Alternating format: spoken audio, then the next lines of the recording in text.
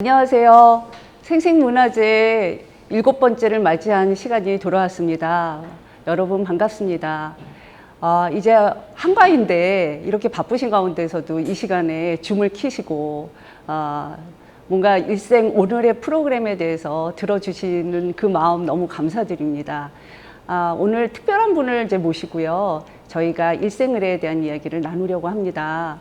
국립민속박물관에 계신 이관호 박사님을 소개해 드리겠습니다. 이관호 박사님하고 저는 오랜 시간 동안 제가 특별하게 모시고 계시는 분입니다. 그리고 저는 명지대학교에서 강의를 하고 있는 홍정의라고 합니다. 자, 이관호 박사님, 네, 안녕하세요. 안녕하세요. 네. 네, 방금 소개받은 이관호입니다. 저는 국립민속박물관 현재 민속연구과장으로 근무하고 있고요. 전공은 역사학을 기반으로 한 민속학을 전공했습니다. 이제 민속학 중에서도 사실 제 주 전공은 세시풍속 민간신앙인데요. 오늘 이렇게 평생의례, 일생의례에 관한 강의를 우리 여러분들과 함께, 특히 우리 홍 박사님과 함께 진행하게 돼서 반갑습니다. 일생의례라고 하는 하나의 사람이 나와서 죽을 때까지의 과정을 여러분들과 함께 이 조상님들 수생명제를 맞이해서 여러분들이 함께 생각해보는 그런 시간을 갖는 것도 의미 있는 그런 일이라고 생각이 됩니다. 자, 여기 보시면 일생을 통해 거치는 특별한 날, 그래서 평생의례라고 되어 있고요. 지금 사진이 나오는데 보이시죠? 그래서 여기 아기가 지금 막 태어났어요. 그렇죠? 네, 탯줄이 아직 안 끊겨 있는 사진도 있고요. 또 결혼식을 하고 있는 것 같아요. 그렇죠? 그다음에 이제 밑에는 뭔지 이거에 대한 사진에 대한 이야기를 좀 듣고 넘어가면 조금 더 설명을 들으실 때 좀 쉽게 되지 않을까 해서 이관호 박사님께서 한번 설명을 좀 해주시면 좋을 것 같아요. 네. 지금 위에 두 사진은 여러분들이 너무 잘 아시는 사진이기 때문에 설명 안 드려도 되겠습니다만, 그 아래에 있는 길들하게 펼쳐져 있는 사진은 무슨 사진일까? 아마 어쩌면 경험이 있으신 분들은, 이렇게 많이 보신 분들은 아마 바로 눈치채실 텐데요.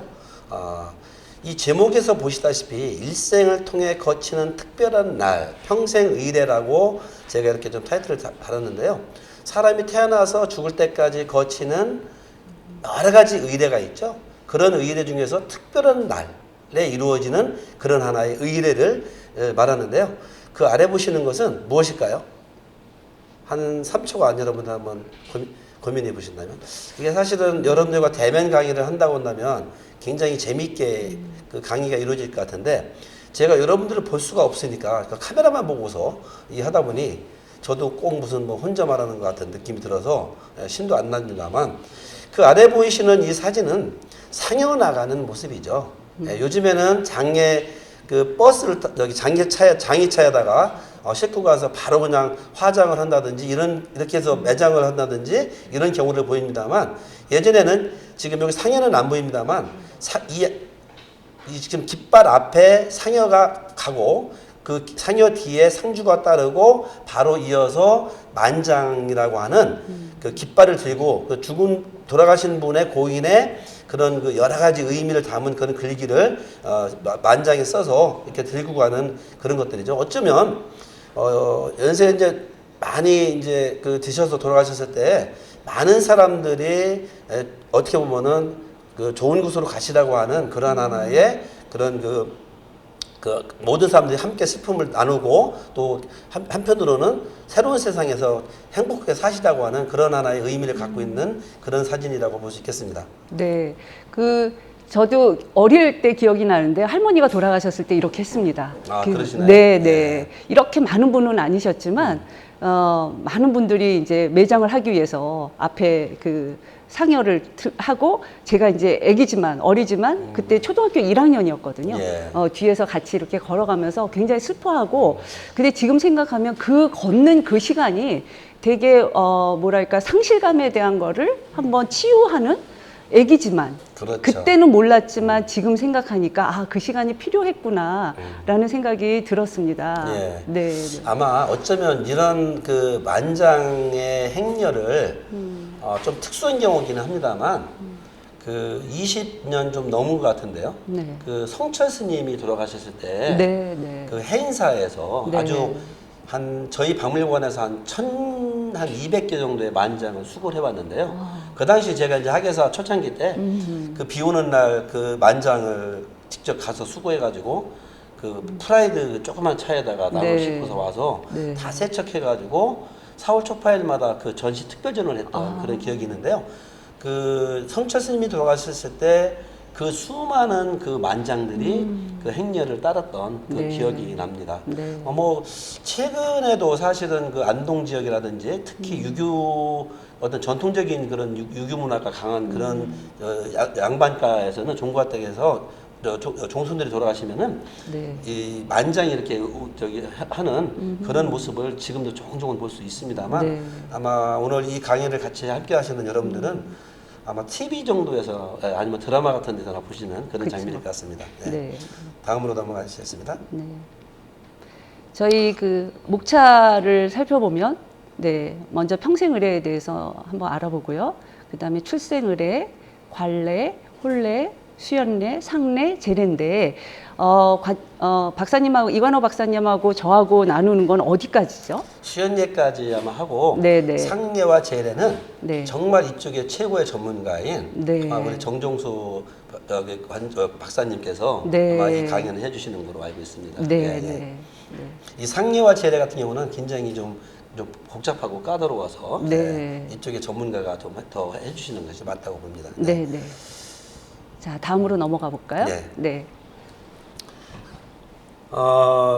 우선 우리가 이제 평생의례 뭐 출생에서부터 그 상제례까지 공부를 하기 위해서는 과연 일생의례, 평생의례 또는 통과의례라는 이런 말들을 쓰고 있는데요. 더 나아가서는 여러분들이 전통적으로 가장 일반적으로 잘 알고 있는 내용은 관혼상제라는 말이죠. 즉 사례라는 건데요. 과연 이런 의미가 어떤 의미를 갖고 있는지를 좀 보면서 여기 본론에 들어가기 전에 사전학습으로 여러분들이 이해를 하시는 게 좋을 것 같습니다. 네, 네. 그래서 먼저 평생의례라고 하는 것은 말 그대로 평생 사람이 나서 죽을 때까지 한 평생 또는 한 일생 이것은 같은 말이라고 볼 수 있는데요. 네. 평생의례라고 하는 것은 한 사람이 태어나서 성장하고 또 청장년이 돼서 출세도 하고 그러면서 나이가 먹으면 늙고 병들고 그러면 결국은 영원히 뭐 살 수 있는 사람은 없잖아요. 옛날에 네. 진시황제가 뭐 그 평생 살고 싶어가지고 영원히 살고 싶어가지고 뭐 우리나라까지 왔다고 하지만 네. 결국은 죽잖아요. 그런 것처럼 사람은 죽기 마련이죠.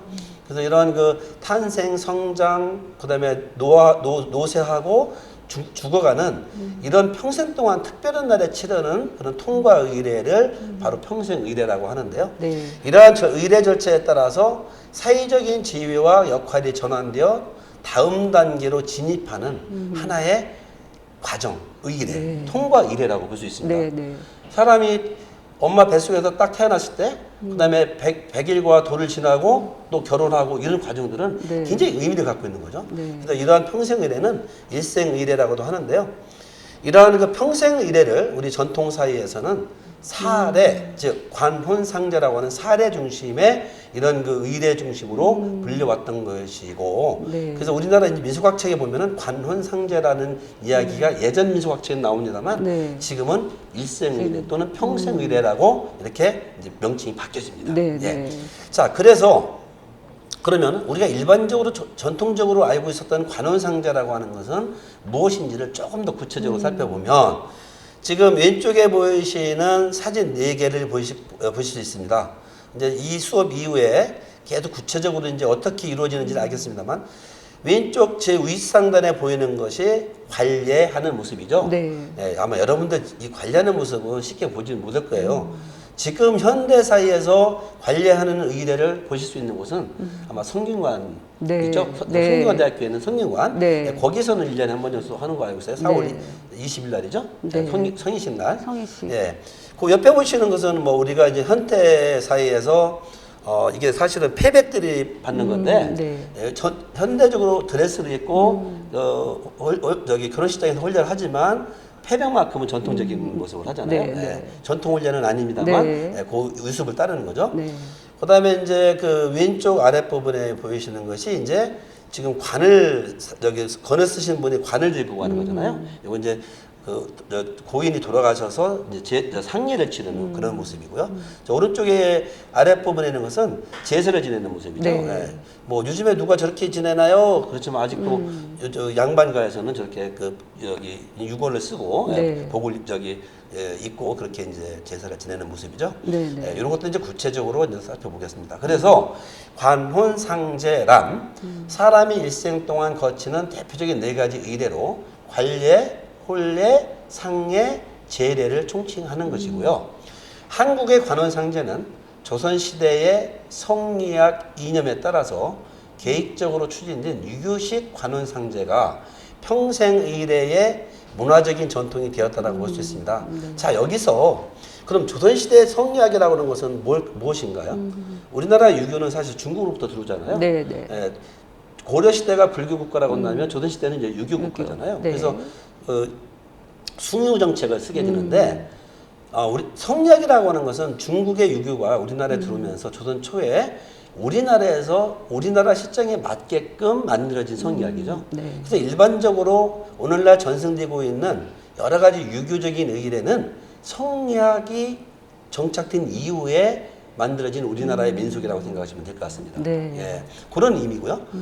한국의 이런 문화적 전통으로 확립된 유교식 의례는 한국의 고유 문화 및 신앙 등과 서로 융합돼서 한국만의 독특한 관혼상제로 정착되게 됩니다. 네. 이 부분들이 이제 이후에 이제 본론에 들어가셔서 어떻게 정착이 되는지 혼례도 마찬가지죠. 예를 들면 친형과 저기 뭐죠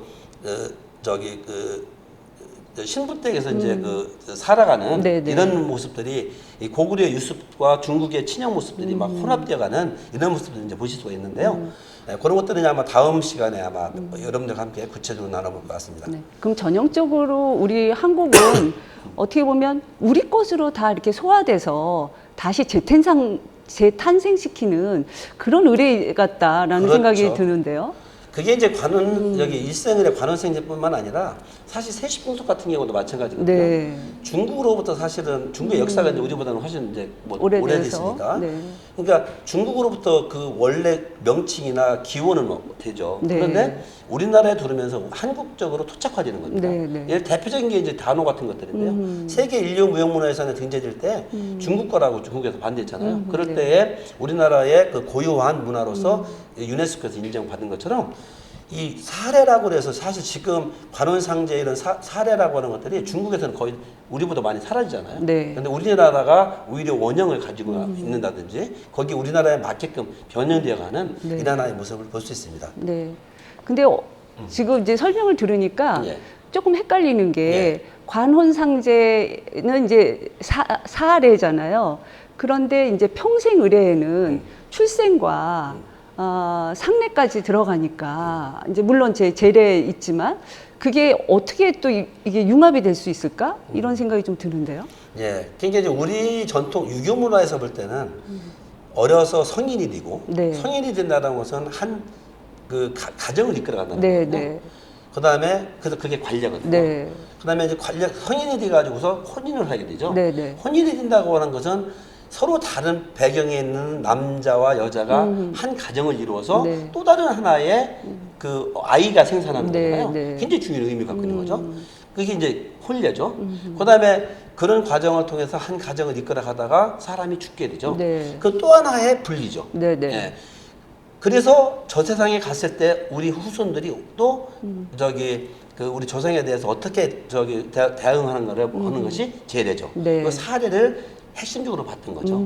그런데 사람이라고 하는 것은 엄마 뱃속에서부터 태어나서 성장해가지고 저 죽을 때까지 죽을 네. 이후까지 그 과정에 거치는 의례들이 굉장히 많거든요. 그런 것들이 이제 평생 의례라는 말로 쓰여지는 것이고 사실 이런 평생 의례, 일생 의례라는 것은 민속학계에서도 최근의 일이고요. 네.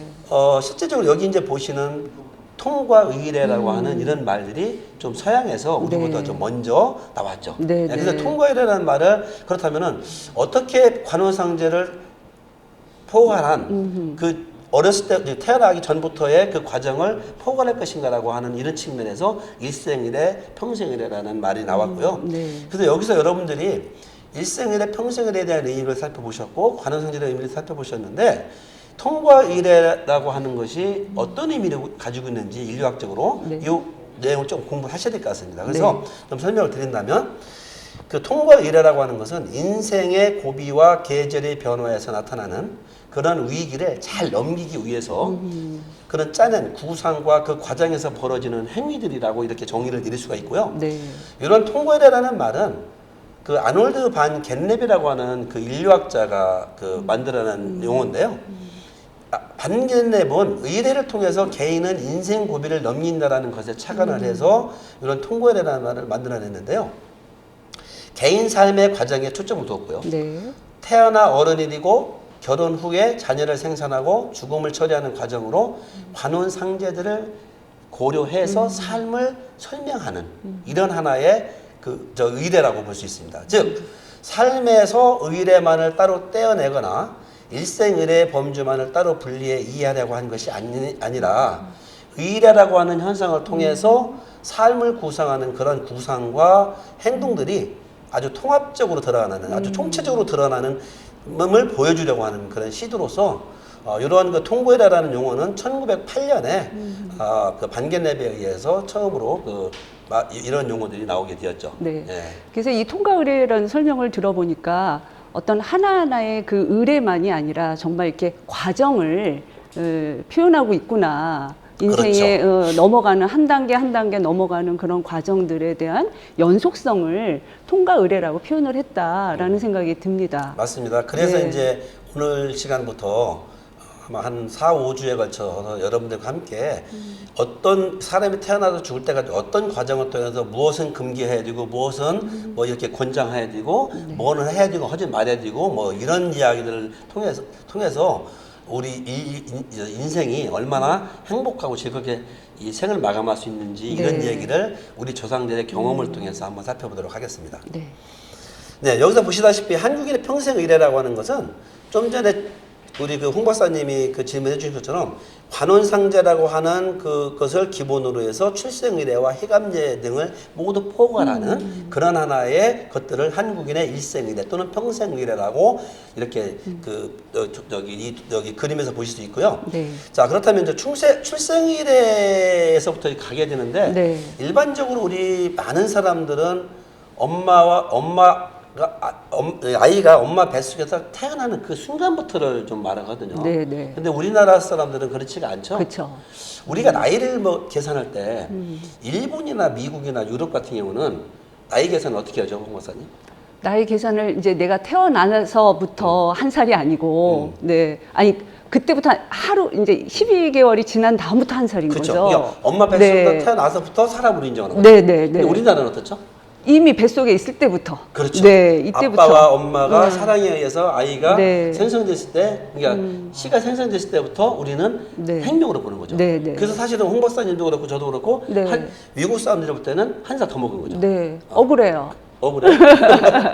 이게 이제 어떻게 보면 우리나라 동양의 네. 어떤 저는 인간 존중 사상이라고 네. 이렇게 생각을 하는데요. 네, 네. 이 얘기는 엄마 뱃속에 처음에 아기가 만들어지는 그 순간부터 우리 조상들은 어떻게 이 아이를 위해서 많은 일들을 했는지를 한번 네. 살펴본다는 그런 의미도 있습니다. 네, 예. 네.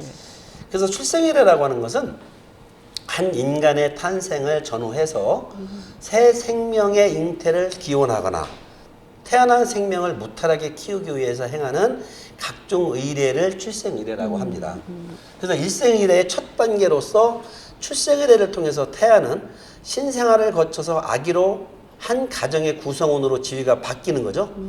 이게 이제 소위 말하는 반겟랩의 통과의례에서 네. 굉장히 중요한 의미를 갖고 있습니다. 예, 그래서 어머니는 임산부에서 산모로 그리고 다시 어머니의 지위로 변화하는 이 신분의 변화라고 하는 것이 굉장히 그 중요한 의미를 갖고 있는 겁니다. 이 네. 사회적인 이 측면에서도 예, 여기 한번 그 네. 그림 사진을 보시면 우리 저보다는 우리 홍 박사님이 더좀 네. 예.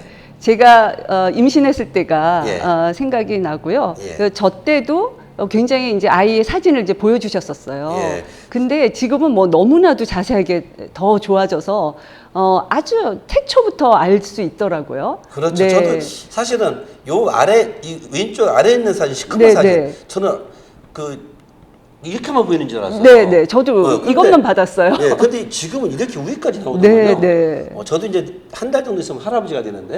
축하드립니다. 저희 큰딸이 지금 이제 그 10월 중순경에 아이가 태어나는데 아, 네. 이 지금 저렇게 막 그 사진을 보내와요. 그래서 네. 깜짝 놀랐습니다. 네. 이게 일반적으로 테를 자르는 이런 모습들은 많이 볼 수 있습니다만 네, 네. 이런 사진들은 사실은 이게 과학의 네. 의료 기술의 발전인 것 같아요. 네. 예. 지금 요 옆에 보이시는 것은 뭔지 아시죠? 네, 탯줄을 자르는 끊는 장면. 네. 태 혹시 누가 자른지? 저희 이제 의사 선생님이 이제 자르신 것 그럼 같아요. 홍 박사님 태어날 때는? 저도 그래? 네. 산부인과에서? 네, 산부인과에서 저는. 네, 네. 행복하시군요. 아, 저는 네. 집 깔고 났습니다. 아, 네. 그래서 요 다음 장에 보시면 그 집이 그렇죠. 얼마나 의미가 있고, 예. 그렇죠? 산모를 위한 거라는 게 그렇죠. 예, 표시가 나더라고요. 다음에 이제 보시는 것은 뭐죠? 첫 돌이네요. 예, 그렇죠. 네. 예. 뭐 이렇게 이제 또 여기 요 아래 부분 사진도 이제 그 네. 첫돌 정도 되는 아이의 모습, 네. 그다음에 엄마 옆에서 아기가 아기, 태어나는 모습, 네. 그다음에 이쪽 부분은 이제 네. 뱃속에 있을 때의 네, 모습이잖아요. 네, 네. 요즘과 옛날 모습을 여러분들 한번 보시라고 이렇게 사진을 좀 올려봤습니다. 자, 그 출생의례라고 할 때 네. 우리 조상들은 어떤 하나의 제가 여기다 이 자료에는 목표 1, 2라고 해서 현대적으로 써놨습니다만 어떤 생각을 가지고 있을까요? 어떻게 보면 이 출산은 이제 조선 시대의 이야기를 이제 생각을 한다면 우리 집에 어떤 종가 이거를 이제 이어야 되는 이어가는, 거, 그쵸? 예. 네, 이어가는. 그래서 그렇게 아들을 또 바랬던 네. 그런 부분이 아주 이제 좀 아들 생각이 선호 납니다. 사상이 아주 네, 강하시군요. 네. 아니 이제 제가 그렇다는 그런 게 거죠? 아니고 네. 네, 네, 우리나라의 어떤 역사를 맞습니다. 보면 예. 네, 아들을 낳기 위해서 그렇게 그냥 정제해달라고 기자 신앙이 발달을 한 거 보면 그렇죠. 네, 지금 이런 얘기를 하면 우리 젊은 친구들은 이해가 안 된다고 네. 얘기를 하시겠지만 사실은 출생의례라고 하는 것은 네. 이제 여기 학문적으로 본다면 이런 하나의 의미를 갖고 있는 것 같아요. 생명을 잉태해서 그 태아가 자궁 안에서 무사히 자라고 네. 순산하여 최소한 첫 번째 생일인 돌이 들 때까지 무탈하게 양육하는 것. 네. 네. 그 1900년대 초까지만 하더라도 우리나라 평균 연령이 대략적으로 얼마 정도 되는지 아세요? 평균 연령이요? 네, 평균 연령 수명. 수명이요? 평균 아, 수명이. 평균 수명이 한 50? 50. 지금은 얼마 정도 되죠? 지금 남자와 여자는 좀 차이가 네, 있어요. 조금 차이가 있지만 뭐 75, 6세, 80 여성 같은 경우는 80 네, 80 넘, 예, 그렇죠. 네, 그 1900년대 초반, 조선 후기 구황날만 하더라도 평균 연령이 한 32세 정도 됐다고 합니다. 아, 네. 그래서 출생의 단계는 크게 보면 기자가 있고요. 네. 기자라는 것은 이게 아들이라는 아들 자자인데 네, 사실은 네. 이게 이제 성리학이 발달된 유교 이후가 그런 거고요. 네, 그래서 네. 어쨌든 자라고 하는 것은 자식, 남녀를 불문하고 자식이라고 이렇게 이해해 주시면 좋겠고요. 물론 조선 시대 때는 아들이었어요. 아들. 그래서 네. 아들을 또 기원하는 것, 자식을 네. 기원하는 것. 그다음에 이제 아기가 태어나기 전을 산전이라고 그러죠. 네. 그다음에 출산이 있고 출산 이유가 있죠. 네. 371이니 뭐 금축 네, 기구 이런 네. 것들이죠. 그다음에 백일, 돌, 371 이런 네, 게 네. 이렇게 이제 크게 보면 출생의례를 돌까지로 보면 돌 이전까지를 보면 될 것 같습니다. 네. 목표 두 번째로는 이러한 출생의례가 통과 의례로서 충분한 의미와 기능을 지니도록 하는 거죠. 즉 태아가 출산을 하면 신생아가 되는 거죠. 네. 그러면서 371과 100일 돌을 거치면서 영유아가 되는 네, 거고요. 네. 주부라고 하는 것은 이제 아이 입장에서는 이런 하나의 의례 통과 의례를 거치는 것이고 엄마의 입장에서는 임신을 하게 되고 그럼 임산부가 되는 것이고 출산을 하면 어머니가 되는 거죠. 네. 그러니까 소위 말해서 처녀에서 어머니로의 네. 신분 변화가 이루어지는 거죠. 네, 네. 이런 것들이 하나의 목표를 삼고 있습니다. 여기 이제 보시는 그림들이 좀 약간 옛날 사진이라 흐릿하게 보입니다만 제가 이제 기자라고 이제 빌기자에다 아들 자자라고 썼고요. 그 옆에 있는 것이 선들 같은 그런 그 바위죠. 네, 네. 우리나라 이제 바위 신앙이 굉장히 강해서 네. 그다음에 그 가운데 위쪽에 보는 것은 이제 미륵 같은 거죠. 네. 그다음에 그 아래에 있는 요 그 바위인데요. 이건 무엇인지 혹시 홍 박사님 아시는지? 글쎄요, 저는 잘 모르겠고 뭐 바위가 막 뭔가 이렇게 울퉁불퉁해 있어서 그죠? 꼭 동굴같이 네. 예, 어떤 여성의 자궁 같은 그런 느낌을 저는 좀 받았어요. 예, 잘 보셨습니다. 네. 역시 이제 예술 치유를 하시는 전문가답게 요거는 이제 알, 그 네. 바위 구멍이라고 그래서 네, 네. 그 아들 낳기를 빌기 위해서 바위에다가 돌 같은 거를 막 가르면은 이렇게 움푹 파이잖아요. 아, 네. 예, 그게 이제 어떻게 보면 지금 보이시다 잘 해서 이게 이제 자궁을 형상화시키는 네, 거죠. 네, 네. 이게 자궁을 형상화시켜서 거기에서 음양의 논리를 가지고 아들을 교훈했던 우리나라 전국에 가면은 이런 그 기자석 또는 그 이게 알구멍이라고 알, 해요. 네, 예, 네. 그래서 알이라고 하는 것은 다산을 상징하는 네. 거잖아요. 그런 의미를 갖고 있고요. 오른쪽에 어떤 아주머니가 뭐 이렇게 바위에서 막 쭉 뻗쳐놓고 한 90도로 인사하고 계신데. 네. 이 아들 낳게 아들 딸 잘 낳게 해달라고 이렇게 점지하시는 것 같아요. 이렇게 점지를 그렇습니다. 부탁드리려고. 예, 예. 네. 예, 이게 이제 그 뭐 여러 신들에게 네. 이게 그 아들 낳기를 점지해달라고 네. 이렇게 기도드리는 그런 붉은치등을 드리는 그런 모습입니다. 네. 예. 제가 이 사진을 네. 보니까 이 말 못하는 이런 돌에 대한 의미가 어떤 상징적으로 굉장히 크게 와닿는다라는 생각이 네. 들어요. 변하지 않는. 그렇죠. 예, 네. 우리나라 사람들은 좀 전에 말씀드린 대로 변하지 않는 것, 네. 그다음에 영원한 것, 네. 그다음에 하늘 높이 올라가는 것, 네, 네. 이런 거에 대한 신성성을 부여했죠. 네, 네. 그래서 이제 대개 이제 우리 민간 신앙 이게 이제 일생에도 굉장히 민간 신앙적인 측면이 많아요. 네. 그래서 바위나 바위라고 하는 것은 사람이 일부러 깨고 폭파하지 않는 이상은 네. 조금씩 다르 없어진다고 하지만 오래 가잖아요. 네, 우리 인류보다는. 그렇죠. 예, 이런 바위나 근데 바위도 조그만 돌이 아니라 큰 바위 같은 네, 거라는 거죠. 네. 그다음에 나무. 네, 네. 예, 나무가 얼마나 많아요. 근데 네, 그 네. 나무 중에서도 오랫동안 이 땅을 지켜온 그런 고목들을 네, 네. 대상으로 올라가죠. 우리가 아마 기독교에서 보면 바벨탑이라고 그래서 그 바벨탑이 게 뭐예요? 우리 인류가 오만에서 신에게 네. 도전하는 거잖아요. 네, 그러니까 네. 탑을 쌓아가지고 올라가는 거잖아요. 네. 그래서 벌을 들이시는 거잖아요. 근데 이제 하늘과 땅을 이어주는 코스믹 트리, 즉 우주나무라고 그러는데 그런 것들 우주나무라고 그러죠. 네. 그건 이제 코스믹 트리라고 하죠, 영어로는. 근데 그것이 하늘과 땅을 엮어서 하늘로 올라가는, 그러니까 그게 이제 천계로 올라가는 그런 네. 것들인데요. 그런 것도 이제 북시베리아 쪽에서 샤만들이 네. 그 하늘로 천계로 올라가는 그런 측면에서 나무를 이용하죠. 네, 그래서 네. 주로 나무와 바위는 이런 그 우리 민간 신앙의 기초적인 하나의 구성 요소가 된답니다. 네, 네. 자, 그래서 이제 지금 이렇게 이런 말씀을 보시면서 좀 옆에 보시는 그런 사진처럼 그럼 어떻게 우리가 기자를 했는지를 좀 구체적인 사례를 들어서 한번 살펴보도록 네, 하죠. 네. 우선 이제 기자를 하는 방법에는 치성이라고 하는 게 있습니다. 예, 우리가 치성 드린다는 얘기 하잖아요. 네. 그래서 치성이라고 하는 것은 신불, 즉 불천님이라든지 여러 가지 그런 네, 네. 신불이나 어떤 초월적인 존재에게 지극정성으로 올리는 기도를 치성드린다라고 하죠. 인류의 역사와 함께 인간은 불완전한 자신들을 보호해 주려고 하는 보호해주는 그런 신과의 소통을 위해서 다양한 의식을 행했는데요. 이러한 의식은 춤과 노래와 같은 예술적인 행위를 동반하기도 하고요. 네, 네. 그래서 이제 아마 특히 우리가 홍 박사님처럼 예술 치유를 하시는 분들이 네. 어떤 색깔뿐만 아니라 춤이라든지 노래 네. 여러 가지 이런 걸 가지고도 네. 이제 어떤 그 마음을 상처를 네, 네. 치유할 수 치유할 수 있는. 그러잖아요. 네, 예, 네. 그런 것들이죠. 네. 그래서 이제 주술사, 제사장, 샤먼들의 춤과 음악은 종교적인 의식인 동시에 사람들의 정서를 고양시켜서 심리적, 정신적 고통에서 벗어나도록 하는 네. 그런 치유적인 행위를 한다고 볼 수 있는데요.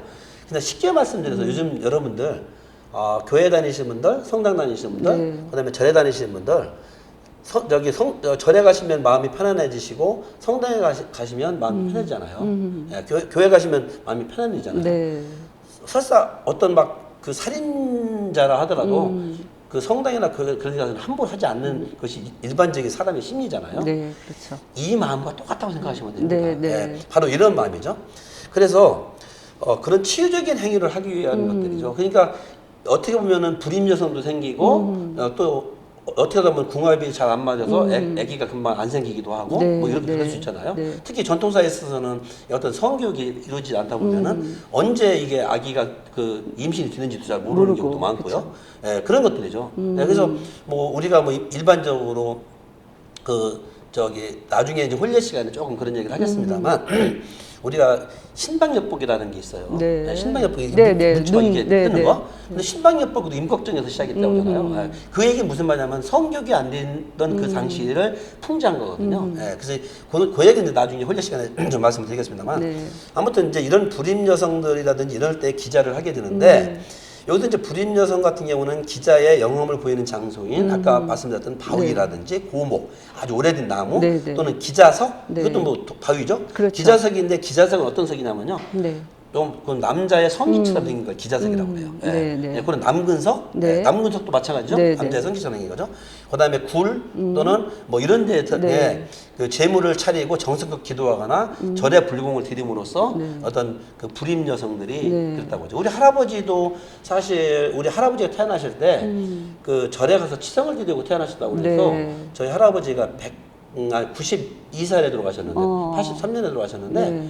그 당시에 그 굉장히 그 막 절에 그 우리 어머니나 아버지 우리 큰아버지 큰어머니 보고 절에 가시라고 하는 모습을 네. 이제 어렸을 때 그런 모습을 볼 수 있었습니다. 예. 제가 그 치성을 드린 여기 이제 치성이라고 그러니까 예. 일반적으로 뭔가 비는 마음보다 조금 더 정말 여기 말씀 나온 것처럼 지극정성으로 올리는 그런 그렇죠. 치성이어서 예.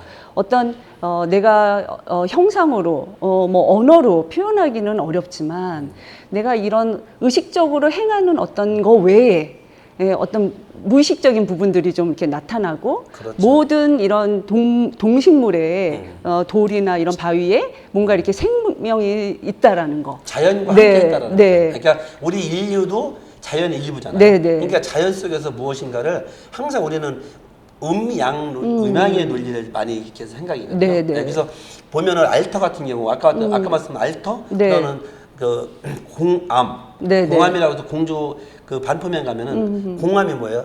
이제 네. 그 굴이거든요. 그렇죠. 굴. 네. 네. 그 공암에 가서 그 기도하면은 아이를 낳는다 이런 것들이죠. 그게 이제 네. 설씨와 관련된 일화가 있는데 네, 네. 뭐 예전에 아마 그 종가에서는 여기 재판체 가져갔던 그런 경우가 있었습니다만 아무튼 그런 것들이 전국적으로 굉장히 많죠. 네, 그러니까 네. 남근석뿐만 아니라 여근석이 있고 그래서 남근과 여근이 서로 합쳐지면서 네. 음양의 논리로서 기원한다든지 네, 네. 예를 들면 세시풍속에 있어서도 여성들이 그 봄철에 전라도 지역 가면은 보리밭 저기 그 앉아서 그 저기 이게 여자들이 속옷을 벗고 네네. 치마만 입은 상태에서 네네. 그래서 이 보리밭을 이렇게 기어가는 그런 모의 동작을 하는 경우가 있어요. 네네네. 네, 그것은 무엇을 의미하냐면 풍년을 상징하는 거거든요. 여성은 생산을 네네. 상징하는 것이고 달과 여성과 이것은 같은 개념으로 보거든요. 네. 그래서 그런 의미들이 우리 자연 속에서 이루어진다는 네. 걸 생각하시면 됩니다. 네. 예. 그래서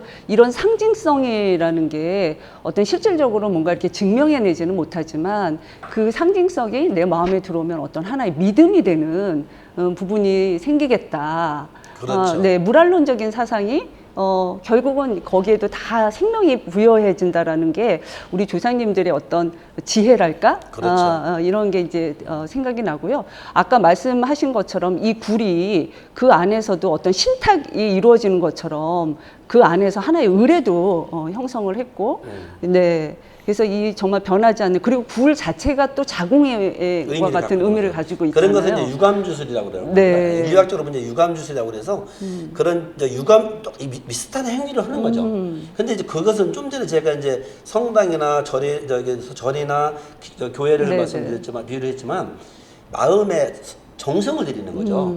자, 예를 들면 절에 갔다 오고 성당에 갔다 오고 교회 갔다 와서 나쁜 짓을 하기가 어렵죠. 네. 어렵잖아요. 네, 네. 네. 일반 네. 일반적인 보다는 네. 그런 것처럼 이런 정성을 들임으로써 부부 간에도 서로 간에 돈독해야 하면서 네. 돈독했다고 하는 것은 바로 아이를 상생할 수 있는 가능성이 많다라는 거잖아요. 네, 네. 예, 이런 하나의 의미를 갖고 있는 겁니다. 네. 부부지 결혼 저도 30년 이제 넘게 살았습니다만 부부지간에도 이게 관계가 안 좋은 사람이 있고 좋은 사람이 있고 그렇잖아요. 네, 네, 네. 예, 관계가 좋아야 아기도 생산하잖아요. 그렇죠. 뭐 이런 것들 특히 네. 전통사에서는 혼인이라고 하는 것이 지금처럼 연애에서 혼인하는 게 아니잖아요. 전혀 혼인식장에서 사람을 만나서 처음으로 아내를 보고 남편을 보는 네. 그런 모습이니까 거기서 뭐 어떤 사랑이 싹트고 안 쓰고 이건 뭐 다른 문제잖아요. 네, 네. 그런 측면을 생각하면 됩니다. 그래서 네. 이것은 저는 이제 그걸 경험과학이라고 그러는데요. 우리 조상들은 하나의 경험과 경험 속에서 이런 원리들을 만들어내는 겁니다. 그런데 네. 그런 것들이 어떻게 보면 요즘 현대과학으로 보면 미신처럼 보이는 네, 네. 그런 모습들이 보이죠. 지금 이제 요 기자신앙에서 치성이라고 하는 것은 정성이라고 한다면 다음으로 보시는 이런 부분들은 또 다른 부분. 네. 진짜 뭐 요즘 시대에 저런 게 어디 있어? 뭘 매달고 다닌다든지, 뭐 여성의 그 소위 임산부의 뭐그 속옷을 몰래 갖다가 입고 다닌다든지 뭐 네. 이런 것들이잖아요. 네, 네. 요즘 같으면 큰일 나지만 그런 것들이 아마 살펴보도록 네. 하겠습니다. 근데 이제 일반적으로 이 아이의 출생과 아이의 수명을 관장하는 신이 네. 삼신이라고 하는데요. 네. 우리나라는 이제 그 집안에도 대문간에는 문간신이 있고 우물에는 용왕신이 있고 저기 대충마루에는 성주신이 있고 그다음에 부엌에는 조왕신이 있고 심지어는 뒷간 네, 네. 뒷간에는 측신이 있죠. 네. 예. 그다음에 저기 뭐죠? 광에는 그 업신이 있고 뒷곁에는 터주신이 있고 네, 네. 굉장히 많은 신들이 있죠. 예. 근데 이제 그 중에 안방 또는 음방에 모시는 신이 삼신입니다. 네. 이 삼신은 산신이라고도 해요. 나을산자를 쓰고 석삼자를 써서 우리나라는 되게 석삼자를 써서 그 세계 삼신천일 때는 삼신상을 네, 세 개를 놓는데 네, 네. 사실은 산신인 거죠. 네. 가을산이죠. 네. 예. 아이를 점지하거나 건강을 주관하는 아이의 장수를 주관하는 신입니다. 네, 예, 그래서 네. 삼신은 까탈스럽습니다. 그래서 삼신은 주로 할매로 네, 인정하죠. 네. 삼신 할머니, 삼신 할머니잖아요. 네. 그래서 삼신이 부정 또는 정성 부족으로 집을 떠났을 때 다시 모시는 의례를 삼신 받는다고 그러는데요. 삼신은 이제 일반적으로 매번 받는 건 아니지만 집안에 따라서 삼신을 많이 받았어요. 지금은 안 받지만. 그래서 삼신을 집으로 뒤돌려 보내거나 새 삼신을 보내달라고 산신과 용왕에게 요청을 하는 건데요. 산천신령에게 직접 자식을 구하는 기도와는 좀 다른 그런 의미를 갖고 있고요. 네. 이런 그 삼신을 받는 데는 크게 세 가지 측면으로 볼 수 있는데요. 우선 자연물입니다. 네, 네. 자연물로서는 달삼신이 있습니다. 여러분들 우리나라 사람들은 해를 더 중요시했을까요? 달을 더 중요시했을까요? 달을 더 중요시했을 왜 것 그럴까요? 같아요. 이 달은 상징으로는 좀 여성적이고, 네, 달이 이렇게 초승달에서 보름달로 점점 차가잖아요. 그렇죠. 네, 차면서 어떤 풍요로움도 풍성함에 이제 조금 있으면 이제 보름달이 뜰 텐데, 네, 그런 부분으로 인해서 이 달을 굉장히 많이 이렇게 섬기지 않았나. 그래서 보통 삼신 모시거나 이렇게 제를 드리거나 이럴 때 보면 저녁에 하잖아요. 그렇죠. 네, 그 달빛을 받으면서.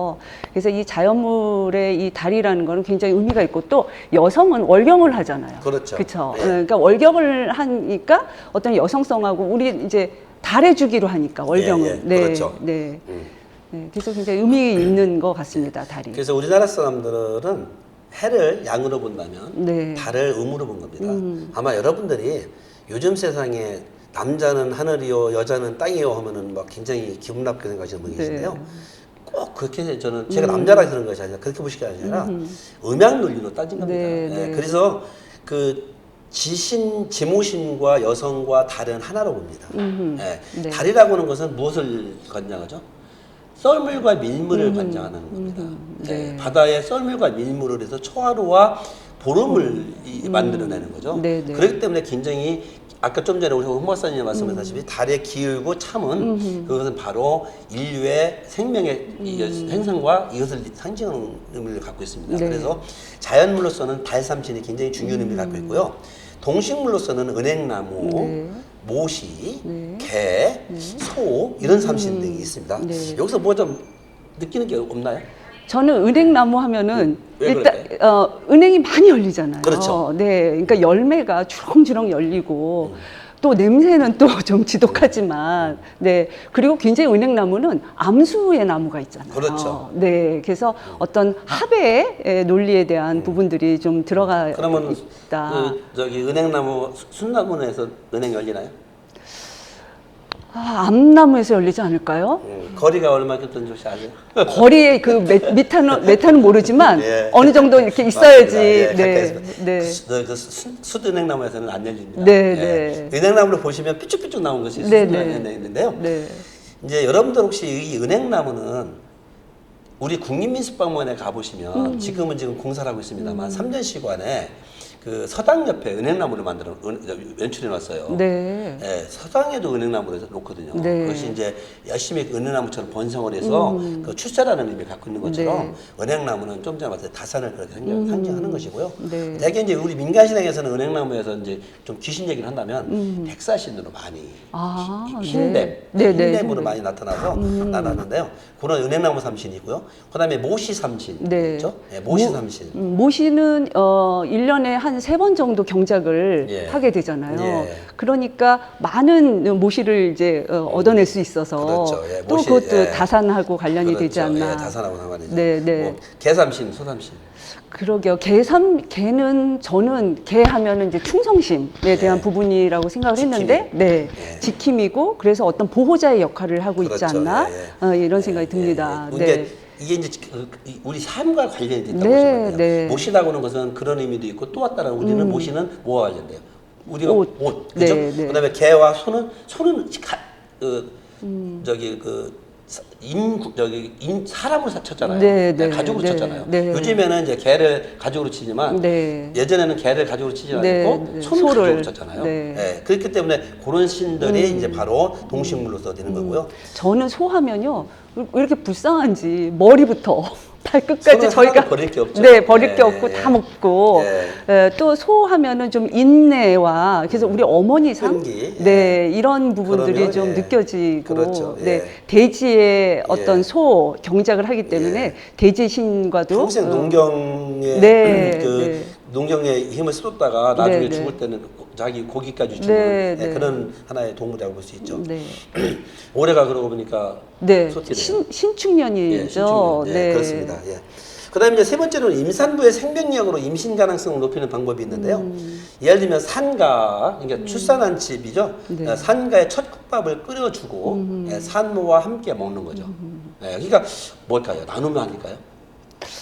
굉장히 여기에서 우리 나눔의 어떤 정이라고 하는 문화가 이렇게 네, 시작되는 네. 거죠. 그러니까 아이가 안 생겨. 그런데 아이를 생기게 하기 위해서는 그냥 뺏어오는 것이 아니라 아이를 낳은 산모에게 가장 네. 중요한 첫 국밥, 미역국을 끓여주고 산모랑 같이 나눠 먹는 네, 네, 네, 네. 이게 협동 정신이죠. 네. 예. 그다음에 산가의 삼신집과 금줄을 훔치기. 예. 우리 문화 속에는 밥 훔쳐먹기라든지 이런 거에서 네. 훔친다는 표현을 많이 하는데요. 이것을 꼭 여러분들 요즘 말하는 도둑, 막 남 걸 이렇게 나쁘게 생각하실 필요는 없는 거고요. 네, 예. 네. 이것도 나눈다라고 생각해 보시면 되는 거예요. 네, 그러니까 네. 여기서 이제 삼신집이라고 하는 것은 아이의 수명을과 아이의 그 탄생을 하는 신이라 그랬잖아요. 네. 그 삼신집을 깔아놨던 거를 가져다가 이렇게 의뢰를 하는 것들. 네. 예, 그래서 삼신집에는 아예 이렇게 표시가 돼 있잖아요. 금줄로 있으니까. 그렇죠. 그걸 371일 끝나고 나면 그거를 가져가는 그거는 이제 금줄이고. 것인가요? 네, 그건 이제 금줄이고. 금줄 훔치는 삼신집은 네. 삼신상을 쳐놨던 그 집. 집. 예, 네, 네. 일자로 이렇게 추려놓은 네, 깨끗한 네, 네. 집이죠. 네, 예, 예. 네. 그런 것들이죠. 그다음에 그 소위 이제 표시거든요. 네. 자, 금줄이라고 하는 것도 무엇일까요? 금줄은 일반적으로 오른새끼가 아니라 왼새끼 왼새끼. 겁니다. 네. 왼새끼는요, 꼬기가 더 어려워요. 저 이게- 꽈봤어요. 그죠? 네. 오른쪽은 이렇게 꺼야 되는데 네. 이렇게 꺼야 돼요. 이렇게, 네, 그래서 어렵더라고요. 일반적으로 왼새끼를 많이 끄면 작업품이 생긴다고 그러는데 작업품이 뭔지 아세요? 몰라요. 이 손목이 시큰시큰 거에 작업품 넣는다고 그래요. 아, 네. 민간에서. 네. 그래가지고 이렇게 쓰는데 왼새끼의 특징이 있어요. 왼새끼는 일반 새끼는 그냥 매끄럽게 꼽니다만 네. 왼새끼는 집 끄트머리를 이만큼씩 한 5cm 간격으로 끄트머리를 이렇게 내놓아야 돼요. 네, 그래야만이 그것이 귀신 나쁜 악기들이 골로 들어다가 걸려도 못 들게 하는 네. 의미가 갖고 있거든요. 근데 여기서 우리가 일반적으로 그러면은 요즘에 코로나19와 관련해서 금지로 한번 잠시 생각해 보고 넘어가면 어떨까요? 아, 좋은데요. 요즘에 코로나19에서 가장 정부에서 네. 역점을 두고 하는 게 뭐죠? 일단 맞는 백신을 거- 맞아라. 아니, 백신 맞는 거 보기 전에. 나가지 마라. 그게 뭐예요? 그게 어떤 무슨 두기? 네. 무슨 두기? 거리두기. 거리두기. 네네. 저는 네. 사실은 우리 전통사에서 이 거리두기라고 하는 것은 굉장히 완벽하게 했다고 네, 보여요. 네. 역병이 들어왔을 때는 이웃 동네에 디딜방아를 훔쳐다가 거꾸로 공의를 하늘에 세워놓고 네. 거기에 여자의 피 묻은 속옷을 그 월경한 피 묻은 네, 속옷을 네. 걸어놓고 놓으면은 저기 역기가 안 들고 간다는 그런 것도 있고요. 네. 금줄을 친다든지 이런 것들은 이 동네는 우리가 산신을 모시고 아주 정갈해야 되니 그 부정한 사람 두르지 마십시오라고 하는 뜻이거든요. 네, 네. 아이는 굉장히 그 외부 환경에 열악하죠. 네, 어렵죠. 네. 견디기 어렵죠. 네, 네. 그랬을 때에 금줄을 아기가 낳는지 안 낳는지를 모르잖아요. 그럴 때 금줄을 침으로써 아, 이 집은 아기가 낳았구나. 3-7일이 안 됐구나. 네, 그렇기 네. 때문에 나는 좀 저 폐병이 드는 사람이야. 나 가면 안 되겠구나. 이런 의미를 갖고 있는 겁니다. 네, 네. 이게 거리두기죠. 네, 완벽한 네. 거리두기죠. 네. 예, 아마 어쩌면 오늘날 여기 이렇게 뭐 거리두기 할 때 특히 이제 영세업자들이 굉장히 힘들어하시잖아요. 네, 네. 그럴 때 아마 자율적인 이런 전통적인 방법에 의해서 거리두기를 한다면 아마 그 서로 네. 잘 먹고 잘 살 수 있지 않을까 이런 생각이 한번 네. 해봤습니다. 예. 제가 어떤 초등학교 1학년 친구를 만났는데요. 네. 그 친구는 늘 이렇게 털실 있죠. 털실을 잘라갖고 다녀요. 네. 그래서 그걸 왜 잘라갖고 다니나 그랬더니 너하고 나하고 거리를 둘 때 그 실을 재는 거. 너 이거 잡어. 나 이거 잡을게. 옛날에 그렇게 많이 했죠? 네, 어렸을 네, 때도? 네. 금고 놓고. 네, 네. 책상도 금고 네. 놓고. 그래서 나무 책상이 그냥 막 이렇게 이렇게 막 이제 넘어오지 공부하듯이, 못하게 하고. 막 그렇게 됐던 것들이 보이죠? 네. 아무튼 이런 것들은 이제 여러 가지 것들이 있는데요. 특히 이제 뱅이를 통한 임신이 있어요. 뱅이라고 하는 것은 무엇을 말하냐면 방어한다라는 뜻이에요. 네, 뱅이한다라는 것은 이렇게 못 오게 한다는 뜻이거든요. 그래서 우리 전통사에서는 이런 임신뿐만 아니라 뱅이를 많이 하게 되는데요. 네, 네. 예를 들면은 뭐 그 옛날에 물건을 잃어버렸어요. 네, 집안에 네. 아주 귀중한 소중한 금가락지를 잃어버렸어요. 그런데 그걸 아무리 찾아도 없어요.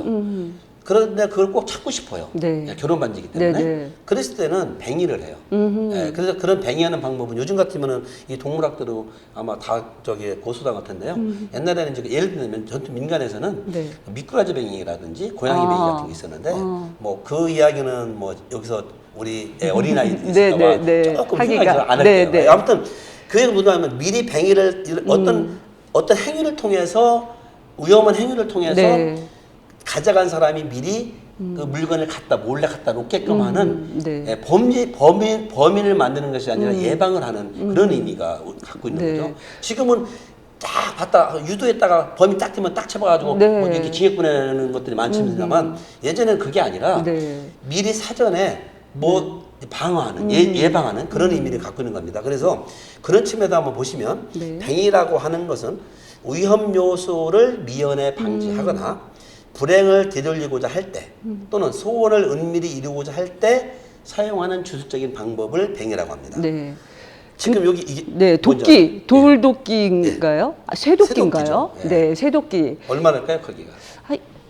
이거를 이제 갖고 다녀야 되니까 한 요 정도 되지 않을까요? 한 1cm, 2cm. 예, 1cm. 맞습니다. 네. 이렇게 사진으로 보면 뭐 큰 도끼 같습니다만 네, 네. 이거 도끼거든요. 네. 요게 도끼에다가 자루만 끼면 도끼가 되는 거예요. 네, 그런데 네. 도끼 3개를 껴놨죠. 네. 그래서 요거는 그 도끼를 이렇게 이 끈에다 매서 그 임신이 어려운 잘 안 되는 엄마들의 네.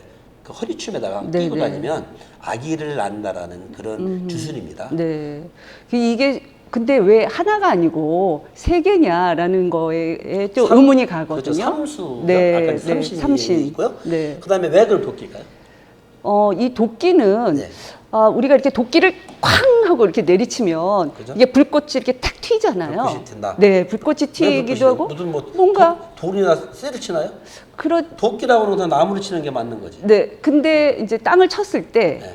번개가 치듯이 뭔가 이렇게 어떤 접촉에 의해서 음양의 어떤 그런 부분으로 인해서 음양의 논리는 맞는데 네, 네. 번개라는 건 아니고요. 네, 네. 사실 이게 요즘에 잘못하면 이제 미투에 걸릴 수 있는 얘기인데 네. 사실은 찍는다고 그러잖아요. 네, 네. 도끼는 찍는 거죠. 네. 그래서 소위 말해서 그게 도끼가 양을 생각한 그러니까 소위 남근을 남근. 생각하는 네, 겁니다. 네. 그래서 그 찢는 그런 의미를 갖고 있는 겁니다. 이게 네. 이런 것들이 다 유감주술이라고 합니다. 네. 그래서 근데 이제, 예. 또 셋이라는 게 예. 어떤 완전수 같이 그러네, 예. 그렇죠? 삼세판 그래요. 예. 세 번. 이게 완정한 수거든요. 네, 3바리를 놓는 이유가 4바리보다 3바리 놓는 게 그렇죠. 안정수거든요. 네. 그다음에 그 삼신에서 나오는 의미도 있고. 네, 네.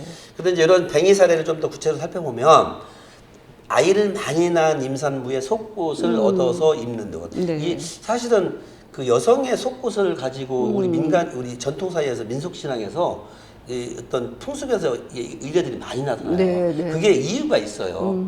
그것이 요즘 잘못하면 요즘 같으면 무슨 이상한 짓 해가지고 네. 저 보이는데 네. 그게 이제 우리나라 사람들이 생각하는 그 풍요 다산 더하기 신에 대한 관념 속에서 나타나는 거예요. 네, 네, 신에 네. 대한 관념 속에서 세 가지를 우리나라 귀신들은 싫어하는데 그 중에 하나가 붉은 색깔이거든요. 그래서 동지팥죽에서 뿌리는 것처럼 네, 네. 그 여성의 어떤 그 생리라고 하는 것은 그 어떤 그런 의미에서 산신제라든지 이런 그 마을 신앙에서 여성들이 참여하는 것을 꺼려하는 그런 모습도 보이는 겁니다. 네. 그다음에 이제 두 번째로는 산부의 월경대를 훔친다든지, 그다음에 도끼 모처품 좀 전에 여기 네, 사진에 네. 보시면 도끼 모처품 세 개를 염을 쓰는 숫쇠로 만들어 허리춤에 차고 다닌다든지, 작두비녀, 고추, 절구대, 베넷저고리 등을 몸에 지니고 다닌다든지. 지금 네. 보시면 절구대도 뭐죠? 다 남군으로. 네, 남군으로. 네, 고추? 네. 맞죠? 네, 고추. 네. 그다음에 베넷저고리는 아이를 네, 의미하는 네. 거죠. 이런 것들이 이제 일종의 뱅이의 형태라고 볼 수 있습니다. 이건 뭐예요? 소원을 은밀히 이루고자 하는 할 때 사용하는 주술적인 방법이라고 네. 볼 수 있는 것들이죠. 제 친구가 네. 친구 어머니께서 그 베넷저고리 제 친구의 베넷저고리를 놔두셨던 거예요. 그리고 나서 시험 보러 갈 때 네. 이거를 아예 옷에다가 그렇죠. 그거를 넣어서 네. 시험 보라고 그렇죠. 했을 때 저는 그걸 봤을 때 저 아줌마 미신을 믿나 보다가 아니라 그동안에 아이를 성장시키면서 굉장히 아이에 대한 지극정성 그다음에 뭔가 어떤 어머니의 어떤 대리자 같은 그런 느낌의 해서 제가 굉장히 그 느낌을 되게 좋게 봤던 것 같아요. 네. 그러니까 뭐 특히 이제 그런 것뿐만 아니라 벽에다가 네, 원래 네. 뭐 부적을 넣는다든지 네. 뭐 이런 것들이 많이 하잖아요. 네. 예, 그래서 우리가 어쨌든 몸에 지니고 다닌다는 것 이런 것들이 굉장히 이제 많죠. 그래서 여기에 보시는 지금 아까 보는 저 도끼 같은 경우는 우리 국립미술박물관 아까 말씀하신 삼전시관 입구에 첫 번째 출산일에 보면은 네, 네. 뭐 조그맣게 진짜 유물이 전시되어 있는 그런 모습을 볼 수 있죠. 네. 예. 그런데 이제 우리가 이런 뱅이뿐만 아니라 이제 산전 아기가 태어나기 전에 이제 금기를 했죠. 요즘에 이제 우리 여기 애기 임산부들이 네. 굉장히 옛날 엄마들보다도 더 많은 아이를 위한 그런 행위들을 하더만요. 그렇죠.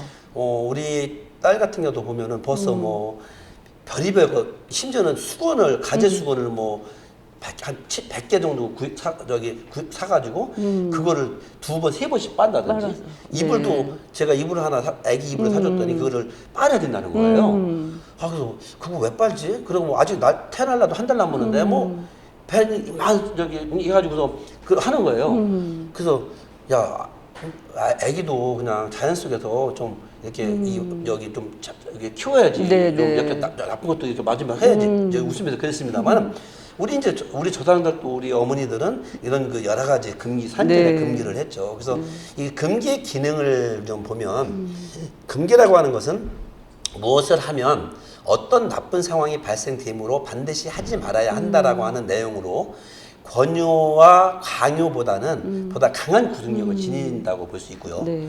금기에 왜냐면 내 자식이 문제이기 때문에 그런 거예요. 네, 나보다도 더 내 자식이 문제이기 때문에 그런 네. 거죠. 그래 따라서 그런 금기의 본질은 임신부와 식구들을 조심시켜서 임신부와 태아를 위험에서 지키려고 하는 역할을 네, 네. 한 겁니다. 네. 아까 우리가 제가 홍 박사님한테 질문한 것처럼 우리 전통사회에서 평균 수명이 뭐 32세라고 그러잖아요. 예. 그렇다면은 얼마나 많은 그 우리 할아버지 할머니들이 자식을 그 10달 동안 뱃속에 가지고 있다가 태어나면서 바로 잃는 네, 얼마나 네. 가슴 아픈 네. 일들을 이뤄내는 거죠. 네, 네. 예, 이런 것들입니다. 네. 그래서 이제 그런 기능들을 하고요. 대표적으로 이제 이것도 이제 일종의 유감주술들이 많은데요. 네. 이제 음식과 관련된 금기들이 많아요. 산모는 뭘 먹으면 안 된다, 네. 뭘 먹으면 안 된다 이런 얘기 많이 하잖아요. 네. 네. 혹시 임신했을 때 네. 닭고기나 뭐 오리고기 같은 거 먹어봤나요? 저요 닭고기, 오리고기 안 먹었습니다. 왜요? 네. 네, 닭고기 먹으면 여기도 나오지만 뭐 피부가 좀 안 좋다, 오돌도돌해진다. 예, 예. 네, 네, 예, 닭살. 닭살 네, 난다고 그러죠? 네. 예, 예. 그래서 안 된다 그래서 안 먹었고요. 오리고기도 안 먹었어요. 네. 그런데 제가 커피를 너무 좋아했거든요. 아, 그래요? 그 커피를 먹고 싶어갖고. 굉장히 이렇게 그래서 이제 나중에 이제 조금 만삭이 되면 그때 좀 먹어도 된다. 그래서 그때 이제 마셨거든요. 아, 커피 마시면 검게 되나요? 아니요, 그러니까 제 생각이고 또 이게 카페인이 있기 때문에 아, 산모가 잠자리 그렇죠. 들 때 좀 네. 불편할 수 정서가 불안하면 있으니까. 아이까지 영향이 가는 그렇죠. 거죠. 왜냐면 네. 탯줄이 연결되는 거니까요. 네, 네, 네. 예, 그렇습니다. 그래서 예를 들면 음식 분기들을 보시면 오리고기를 먹으면 아이의 발이 오리발처럼 붙는다라고 생각했다든지 네. 이게 이제 유감주술이에요. 그다음에 이제 닭고기를 먹으면 아이의 피부가 닭살처럼 거칠어진다든지 닭의 물렁뼈를 먹이면 아이 뼈가 물렁하게 된다든지 네. 토끼 고기를 먹이면 아이 눈이 토끼처럼 붉게 된다든지 네. 토끼 눈이 빨갛잖아요. 네, 네. 뭐 이런 것들을 그래서 이 얘기는 무슨 말일까요? 실제적으로 가능하면 그러니까 임산부라고 하는 것은 아까 말씀드린 마음을 정갈하게 네. 하고 그래야 되잖아요. 네, 네. 그래서 살생을 함부로 하지 않고 이런 의미를 갖고 있다고 보시면 되는 거예요. 네. 뭐 실제 오리고기를 먹는다고 해서 오리발이 붙겠나요? 오리발처럼 붙나요? 네. 닭고기 먹는다고 해서 뭐 살이 거칠어지나요? 네, 그건 네. 아니죠. 그렇지만 소위 조심했다. 예, 그러니까 그거를 이제 조금 더 이제 어떤 조신한다고 그러잖아요. 네. 예, 조심보다는 조신한다고 그러죠. 조신한다라는 그런 의미를 갖고 있습니다. 네. 그다음에 이제 또 하나 이제 금기된 행위로서는 이제 지금 음식을 봤다면 행위로서는 물건을 훔치면 아이가 나중에 자라서 도둑이 된다. 그러니까 임산부가 물건을 훔치면 네. 이게 때에 따라서는 그러니까 임산부들인 경우에 그 정서적으로 불안해서 그 어떤 도벽증도 있다고 네, 하잖아요. 네. 예. 그러니까 진짜 돈이 없어서 도벽하는 것이 아니라 실제 뭐 돈 많은 인류 대기업의 회장 사모님도 저 백화점 가서 도벽증이 있다고 네, 하는 것처럼 네. 그게 이제 되게 뭐 월경할 때라든지 월경. 이런 때 네, 하잖아요. 그런 네. 것처럼 마찬가지인 거죠. 그다음에 그 이제 이런 것들도 역시 마찬가지로 그런 것들을 못하게 하는 하나의 사전 예방법이죠. 물건을 좀 네 자식이 나중에 도둑이 된다는데 너 훔칠 거야? 전통사에서는 무지개 먹고 살기 어려웠잖아요. 그러면은 배가 고파서라도 이웃집에 가서 밥이라도 훔칠 수 있잖아요. 네, 이런 것들인 거죠. 네. 말고삐를 넘으면 12개월 만에 아이를 낳는다든지. 아이를 몇 개월 만에 낳았죠? 10달. 그렇죠. 10달 만에. 네. 10달 좀 안 되죠. 네, 네. 네. 소하고 거의 비슷한데요. 네. 네, 그다음에 불구경은 절대 하지 않는다든지 이게 산딸에 굴뚝이나 방해 구두를 고치면 언챙이를 낳는다든지 예, 그다음에 낡은 구유나 절구를 쪼개서 뗄감으로 쓰면 언챙이를 낳는다든지 언챙이가 뭔지 아시죠? 네, 네, 예, 압니다. 코가 이렇게 네. 좀 올라가는 거죠. 네. 산딸에 집안의 문구멍이나 문을 창호지로 바르면 산도가 막힌다든지 막힌다는 의미잖아요. 네, 네. 산도가 막히면 아이가 못 낳지, 그쵸. 낳기 어렵잖아요. 네, 네. 네, 요즘에 그것이 이제 수술하는 거잖아요. 네, 문상은 물론 부고조차 받지 않는다든지. 왜요? 왜 그럴까요? 이거는 건강 때문에 그래요. 네. 여기 그 병균 때문에 그러는 거죠. 예. 대개 이제 아무래도 그 초상집 같은 경우는 좀 이렇게 좀 여기 그런 것도 좀 어려우니까. 네, 그래서 네. 옛날에 특히 여름철에 초상집 가가지고 돼지고 잘 먹으면 탈나서 그쵸. 굉장히 어려운 네, 거죠. 네. 그 저희가 조금 시간이 예. 1시간이 좀 넘어서 예. 잠깐 쉬고 그리고 그럴까요? 넘어가도 좋겠습니다. 그래서 네. 저희가 3시 5분? 예. 네. 지금 5분. 지금 네, 3시 3시 10분 입니다. 10분. 예, 네, 예. 3시 10분에 만나겠습니다. 네, 잠깐 화장실도 다녀오시고요. 좀 쉬시면 좋겠습니다. 예. 네. 잠시 후에 뵙겠습니다. 네.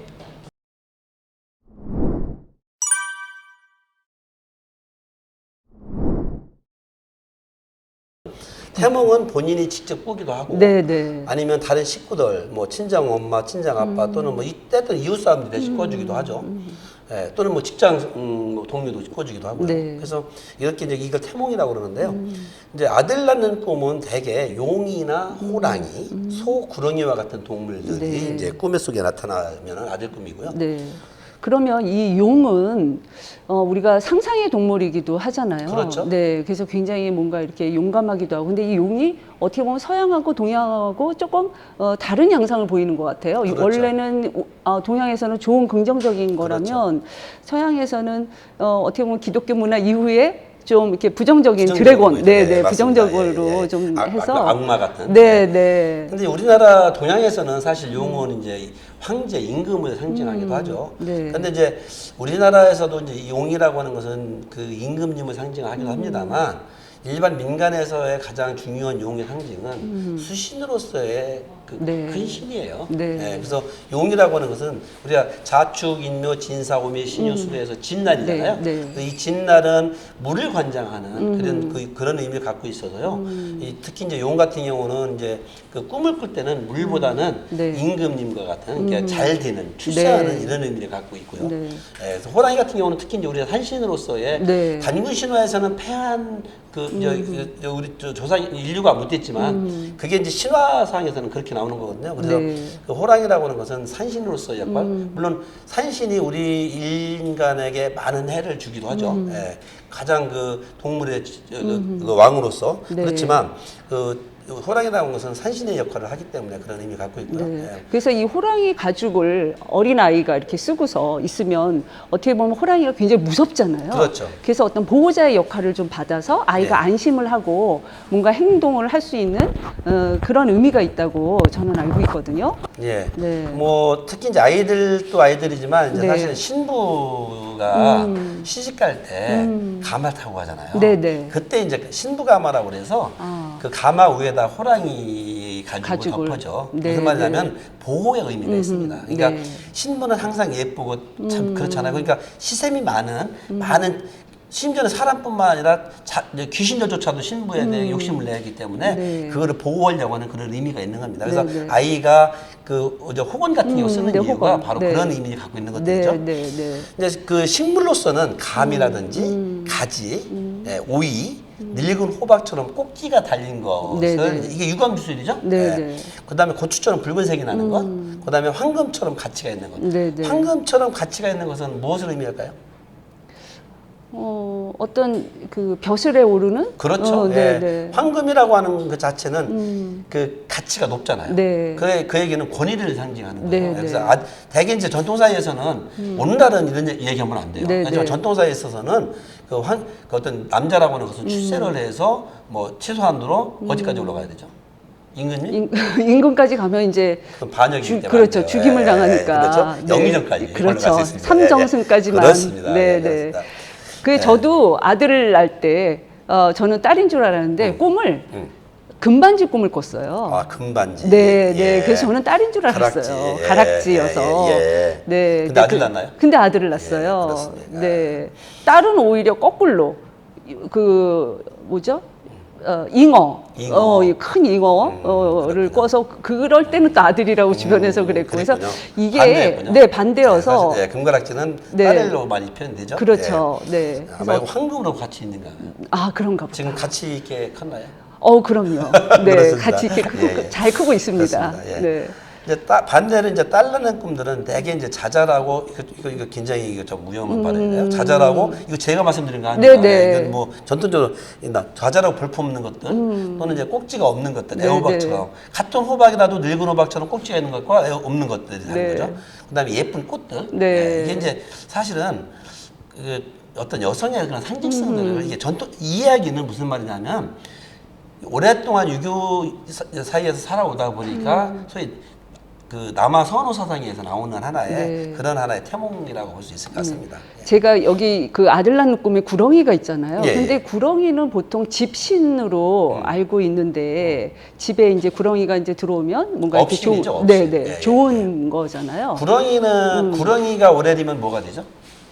구렁이가 오래되면요? 용이 되는 겁니다. 네, 예. 네, 네. 구렁이가 오래되면 용이 되는 거기 때문에 네. 예.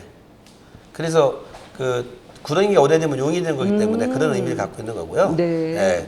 그다음에 이제 그게 이제 그 이무기라고 그러잖아요. 네, 네, 예. 그래서 이무기. 특히 이제 구렁이가 집에서 네. 업신이라는 것은 재산신이거든요. 예. 집안의 부를 상징하는 신이거든요. 네. 근데 대개 이제 업은 대개 그 세 가지 정도로 보이는데 쪽제비, 구렁이, 예, 그다음에 두꺼비 정도가 나타나는데요. 여기서 이렇게 보시면 알겠지만 두꺼비를 제외하고 나머지 두 가지는 무엇을 잡아먹고 살죠? 작은 동물들. 쥐를 주고 쥐, 잡아먹죠. 네, 네. 예. 그러니까 그래서 업이 나가면은 집안이 망한다라고 하는 의미는요. 일종의 그것도 경험 과학이에요. 네네. 무슨 말이냐면 구렁이나 족제비가 나간다고 하는 것은 뭐가 없다는 얘기죠? 복이 지가 없다는 네네. 얘기죠. 복이 없네요. 지가 없다는 얘기는 네. 집안에 곡식이 없다는 네, 얘기죠. 네. 네, 이게 바로 우리나라의 어떤 민속의 의미를 그렇게 네, 찾으시면 네. 되는 겁니다. 네. 자, 우리가 이제 시간이 또 이제 지나가니까 네. 다음으로 넘어가면은 이제 그렇게 태몽까지 해서 이제 출산을 하게 되죠. 그럼 출산하기 전에는 산실을 마련해야 네, 되죠. 네. 이게 굉장히 사실 이거 따지다 보면 너무 복잡했던 것 같아요. 그런데 우리 어머니 아버지들은 이렇게 제가 경험을 보더라도 그냥 일상적인 생활하다가 그냥 애기 낳거든요. 네, 네. 그래서 어떤 산실을 마련할 때는 산딸이 되면 임신부가 기거하던 방이나 또는 안방에 산실을 꾸미게 되는데요. 방에는 불을 떼서 찬길을 가시게 하고 되도록 어둡게 해야 되죠. 네, 왜 그럴까요? 네. 이건 뭐 우리 홍 박사님이 직접 경험도 해보셨고 특히 네. 이쪽에 전문가시니까 왜 어둡게 할까요? 뭔가 그 어두워야 나를 보호할 수 있고요. 아기가 눈이 너무 부시면 또 안 그렇죠. 되고. 엄마 뱃속에 있을 때는 깜깜한 곳에서 어두웠는데. 갑자기 그냥 이게 오늘처럼 햇빛이 이게 태풍이 지나간 다음에는 햇빛이 강하잖아요. 네, 어제 네. 오늘 굉장히 좋잖아요. 네. 예. 그게 이제 그 경험과학이거든요. 그런데 햇빛이 갑자기 치면 눈이 부시잖아요. 네, 네. 그러니까 가능하면 아까 제가 제 동생 날 때 저쪽 방 햇빛이 하나도 안 들어오는 저쪽 방에서 났다고 그랬잖아요. 네. 예, 그런 의미를 갖고 네, 있는 거죠. 네. 예, 그래서 수건이라든지 가위, 대야, 베넷저고리, 걸레 등을 마련해 놓고 윗목에는 삼신상을 차려 놓는 거죠. 예, 삼신상을 차려 놓고 하는 거죠. 네. 그다음에 산실에는 깨끗한 볏짚을 깔아 놓고 그 위에서 몸을 풀도록 하는 거죠. 네. 자, 몸 푼다는 얘기는 뭔지 아시죠? 네, 아기를 낳는 아기를 거죠. 낳는 거죠. 네. 예. 그러니까 요즘에 아마 어쩌면 우리 젊은 어머님들이나 또는 우리 저 젊은 사람들이 어떻게 볏짚에다가 애를 낳아요? 불결하게. 네, 네. 여기 막 이렇게 생각할지 모르지만 볏짚이라고 하는 것은 정화의 의미가 있습니다. 전통적으로. 그래서 옛날에 볏짚을 태워서 거기를 볏짚을 떼고. 태우면 연기가 네. 뽀얀 연기가 나거든요. 네. 연기가 많이 나요. 네, 네. 솔가지처럼. 그러면 거기를 뛰어넘었던 것들이 특히 여성들이 이제 이게 넘어다녔던 것은 여성의 네. 자궁. 자궁 네, 쪽을 네. 자궁 이게 따뜻하게. 소독하는 네. 하는 그런 네. 의미를 갖고 네. 있습니다. 예. 그래서 이제 이런 것들을 했죠. 그럼 여기서 산실이라고 하는 것은 어떤 의미를 갖고 있느냐 하면은 우선 기능적인 측면에서 본다면 해산시에 쏟아진 그 피가 있죠. 네. 그다음에 분비물을 볏짚에 받아내기 편하다라고 하는 의미가 네, 있고요. 네. 상징적인 측면에서 본다면 볏짚이 지닌 생명력 또는 생장력으로 순산을 유도하고요. 네, 볏짚이라는 것은 그 벼라고 하는 것은요 99번 손을 가고 하나도 버릴 것이 없는 네, 거거든요. 네. 그래서 그 순산을 유도하고 그래서 이런 것들을 삼신칩이라고 부르고요. 아기를 낳고 후산 후에 그 불에 태우는 것이 일반적인 하나의 네. 의미입니다. 그래서 그 태운다라고 하는 것은 거기에 있었던 여러 가지 떼던 병균도 있을 수 있잖아요. 그래서 그런 것들을 다 이제 없앤다라고 하는 저는 뭐 제가 산부인과 의사도 아니기 때문에 의학적으로는 잘 모르겠습니다만은 아마 그런 의미를 갖고 있는 거죠. 네, 굉장히 지혜로웠던 것 같아요. 그렇습니다. 이런 것들이. 그게 이제 여러 가지 다양한 실험을 통해서 네. 거기에서 가장 적합한 것이 무엇이었던가를 우리 조상들은 찾아냈던 거죠. 네, 네. 예. 그러니까 오늘날 어쩌 보면은 이런 얘기죠. 온상에서 그 식물을 키웠을 때 굉장히 연약하게 네, 크잖아요. 네. 근데 이 노상에서 컸을 때는 어려서 싹이 틀 때 많이 죽기도 하지만 그 싹이 터서 성장만 한다 그러면 굉장히 튼실하게 크죠. 네네. 똑같은 거죠. 그래서 사실 어떻게 보면 제가 아까 이제 우리 딸한테도 그렇게 너무 그 청결을 유지할 때 아이가 이 세상에 나갔을 때 그 여러 가지 다양한 병균들을 견뎌내야 되는데 그 면역력이 있어야 되는데 면역력이 없지 않겠느냐라는 그런 의도로 말한 거거든요. 네네. 근데 그런 말도 함부로 하면 안 되죠. 잘못하면 서운하게 생각하니까. 네네. 그렇지만 저는 이제 친정 아버지니까 할 수 좀 하죠. 네. 네, 시어머니나 시아버지는 하면 큰일 나죠. 네. 네. 근데 아마 따님이 그걸 빨았을 때는 왜 그 새 거기 그렇죠. 때문에 네, 보들보들하게 맞습니다. 하기 요즘에는 위해서 여러 가지 네. 이제 거기에 이제 약품도 처리가 네. 되고 그러는 거죠. 네. 그래서 이제 그렇게 해서 이제 그 출산을 하게 되는데 그럼 산실의 풍습을 좀 여기서 우리 네. 조상들 어떻게 했는지 한번 살펴보죠. 한 집안의 임신부가 둘 이상이고 산딸이 같이 겹쳐버리면 네. 그 중에 한 임신부는 다른 집에 가서 출산을 해야 됐어요. 예. 요즘에는 산부인과 병원에 가면 아기들이 막 수십 명씩 동시에 막 태어나잖아요. 그렇죠. 네. 예. 근데 이게 지금 한 집에 임산부가 둘일 때는 어떻게 보면 며느리하고 시어머니하고 같이 이렇게 임신을 할 수도 있겠다. 역시 우리 홍 박사님 약간 9세대신가 봐. 네, 저는 9세대죠. 네, 그럼요. 그 시어머니와 며느리 이야기를 하는 네. 걸 들어보니까 그래요. 네, 저는 우리 홍 박사님이 그 당시에는 대가족제였으니까 큰 아들과 작은 아들이 한 집에 살아서 아기 낳을 수 있을까 이렇게 말씀하실 줄 알았어요. 그렇지 않습니다. 네. 그렇습니까? 네, 시어머니와 며느리 그렇죠. 사이. 근데 왜 시어머니와 며느리 어떻게 나이 차이가 있을 텐데? 나이 차이는 있지만 이렇게 많이 나시잖아요. 나는 어려서 결혼을 했으니까 이제 처대고. 그렇죠. 네. 옛날에는 이제 사실은 이제 좋은 풍습이 있다 보니까 아까 저희 큰어머니가 15살에 시집 왔다고 그랬잖아요. 17살에 시집 왔다고 했잖아요. 네. 그러니까 근데 17살도 아니신 것 같아요. 큰아버지가 말씀 안 해주시는데 15, 17이라고 그러시는데 우리 네. 큰어머니가 좀 2살 위이세요. 네, 네. 그런데 우리 큰아버지가 아마 한 13 아니면 14살에 낳으셨던 것 같아요. 그때는 계례나 관례를 빨리 했으니까 그 나이가 되죠. 양반 때는 빨리 손을 봐야 네, 된다는 네. 거니까. 저도 네. 이제 본인이 전이 좀 양반이라고 하는데요. 그 저희 큰아버지 같은 경우는 큰어머니 같은 경우는 우리 아버지보다도 한 살 위에 딸을 낳았었대요. 그러는데 네. 돌아가셨어요. 그러고 나서 두 번째 난 그 지금 살아있는 우리 사촌 형님이 지금 87세신데 우리 아버지하고 4살 차이 나요. 그러니까 무슨 말씀이냐면 그 당시에는 사실은 뭐 얼마든지 네. 이 좋은 풍습이 있다 보니까 우리 할머니가 우리 아버지를 낳으실 때 네. 우리 큰어머니는 그 먼저 예, 그러니까 낳을 수 있- 이게 며느리가 애를 낳는데 시어머니가 또 애를 낳은 거야. 이런 것들이 많죠. 그래서 저희 때만 하더라도 사실은 이게 조카가 나이가 많은 경우가 있어요. 친조카가. 네. 그래서 그런 의미를 우리 이 강의를 들으시는 분들이 좀 이해해 주시면 될 것 같아요.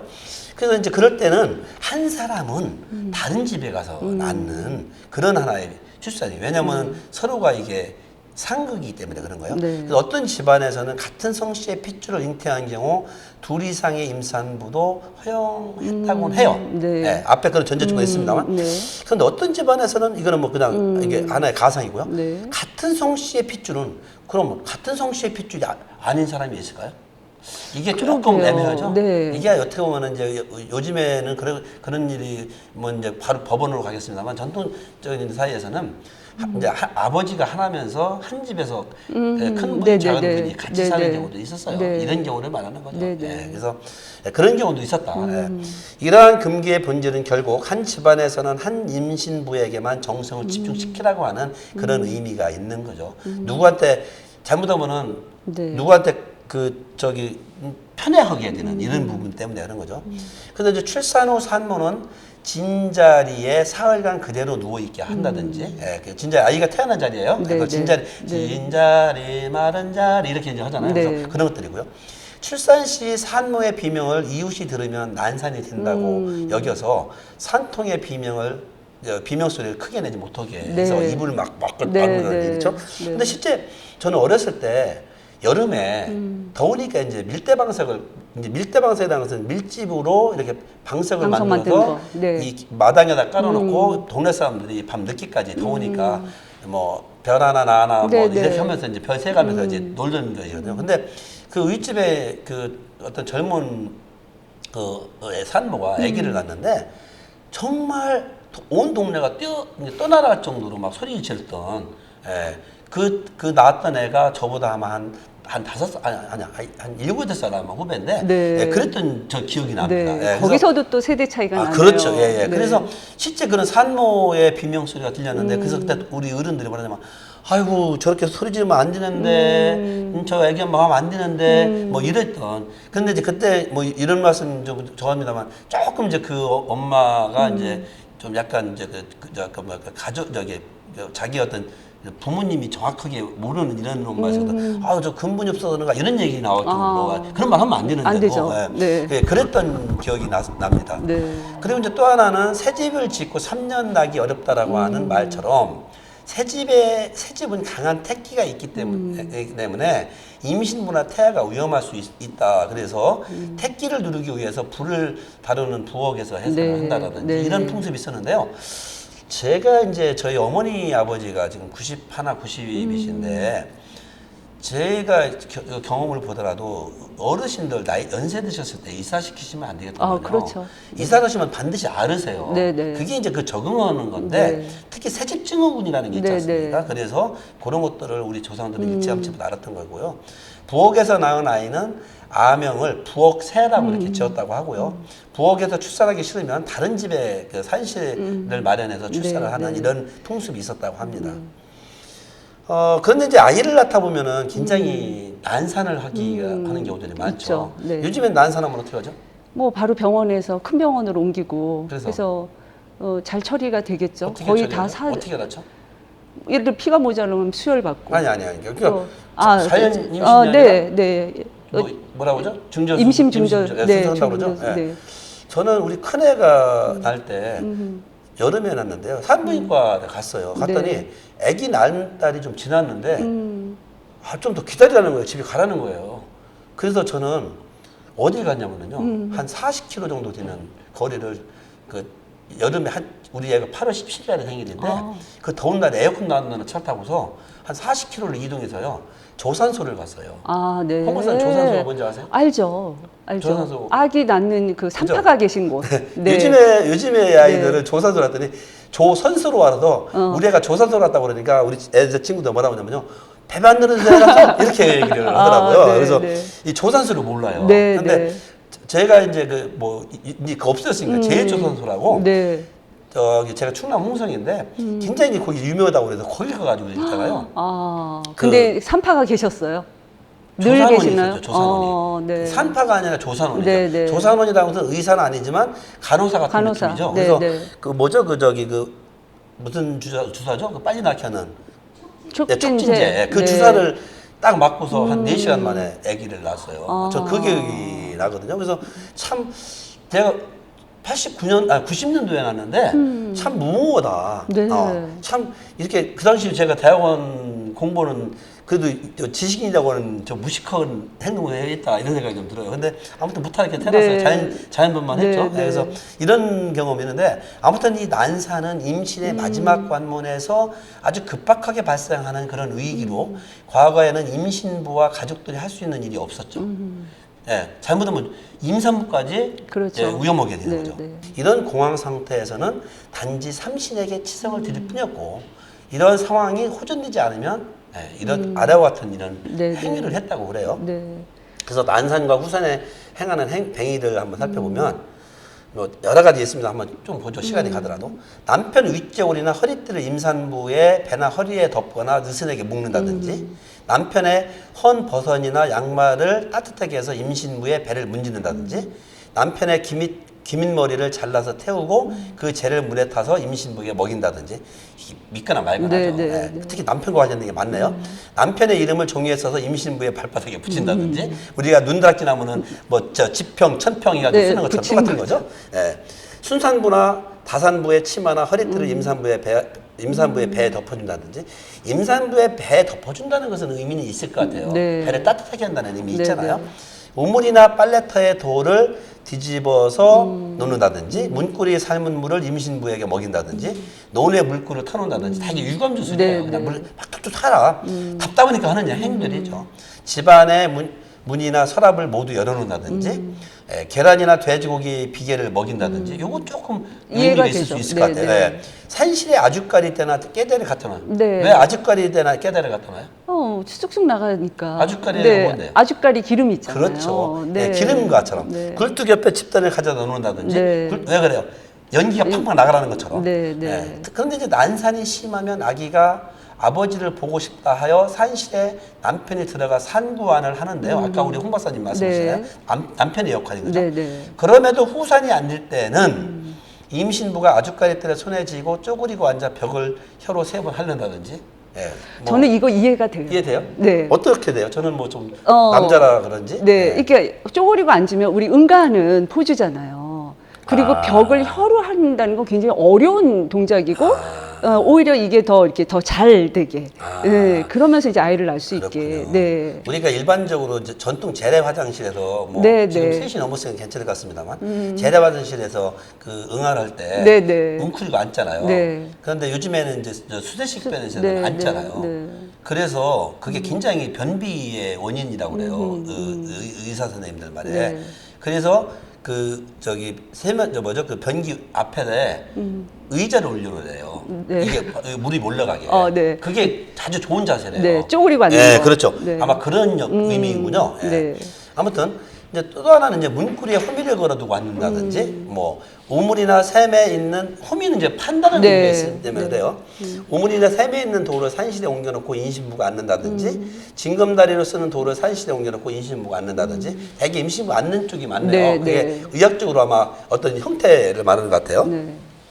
갈비꼭지나 머리카락을 입에 넣어 구역질을 한다든지 뭐 힘을 주는 거겠죠. 네. 박바가지를 뜨겁게 해서 산모의 배를 문지른다든지 네, 이거는 네. 굉장히 여러 가지 우리가 배탈 났을 때도 사실은 배앓이라고 해서 진짜 유물도 나타나는데요. 네. 돌이나 도자기 같은 거로 하거든요. 네, 그런 의미를 갖고 있습니다. 네. 그래서 이런 뱅이를 하는 의미가 뭔가 행위를 하면서 뭔가 이렇게 마음도 안심이 되고 그렇죠. 그런 믿음이 이제 생기는 그렇죠. 부분인 것 같아요. 믿음도 생기고 때에 따라서는 네. 그 하나의 역할을 힘을 준다든지 네, 그렇게 네. 해서 아이가 빨리 나오게 하는 네. 하나의 그런 거죠. 자, 이제 그렇게 해서 이제 아기가 태어나면은 이제 산후와 유구에 대한 이야기를 한번 해보도록 하죠. 우리가 이제 일반적으로 이제 태에 관한 얘기를 많이 하는데 요즘에 이제 일부 아주 나쁜 사람들이 태를 팔아가지고 뭐 한다 네. 이런 말씀 들어보셨나요? 많이 들었고요. 그렇죠? 그게 꼭 예. 나쁜 사람이라기보다 그래서 태로 한 화장품도 나와요. 아, 그래요? 네, 네. 아, 그 굉장히 이렇게 기름지고 잘 먹고 그래서 그렇죠. 비싸죠. 태가 영양분이 네, 많아서 그렇죠. 네. 엄마와 아이의 배꼽과 엄마의 그 영양분을 섭취하잖아요. 네. 그러니까 사실 여기 그림에 보시는 그 왼쪽 편 위에 보시는 그게 이제 탯줄이잖아요. 네. 네. 그렇게 엄마와 연결되는 거죠. 그래서 아이가 10달 동안 그 공급을 받아서 저렇게 크게 되는 거잖아요. 그러면서 나오면서부터는 이제 입으로 이제 네, 이렇게 먹게 되는 먹죠. 거죠. 그래서 이게 이제 태 자르는 걸 삼가른다고 그러는데요.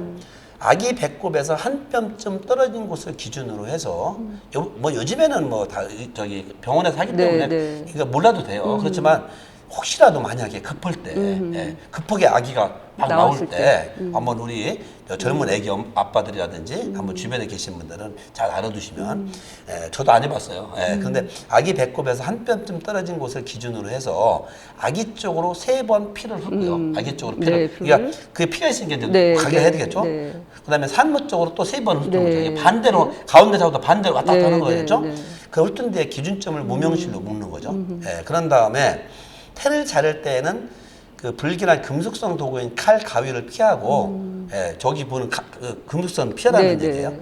대나무 칼이나 아버지 이빨로 끊는 것이 일반적이라고 그러죠. 예, 금속성이 오염될까 봐 그래요. 네. 예, 균이 오염될까 봐.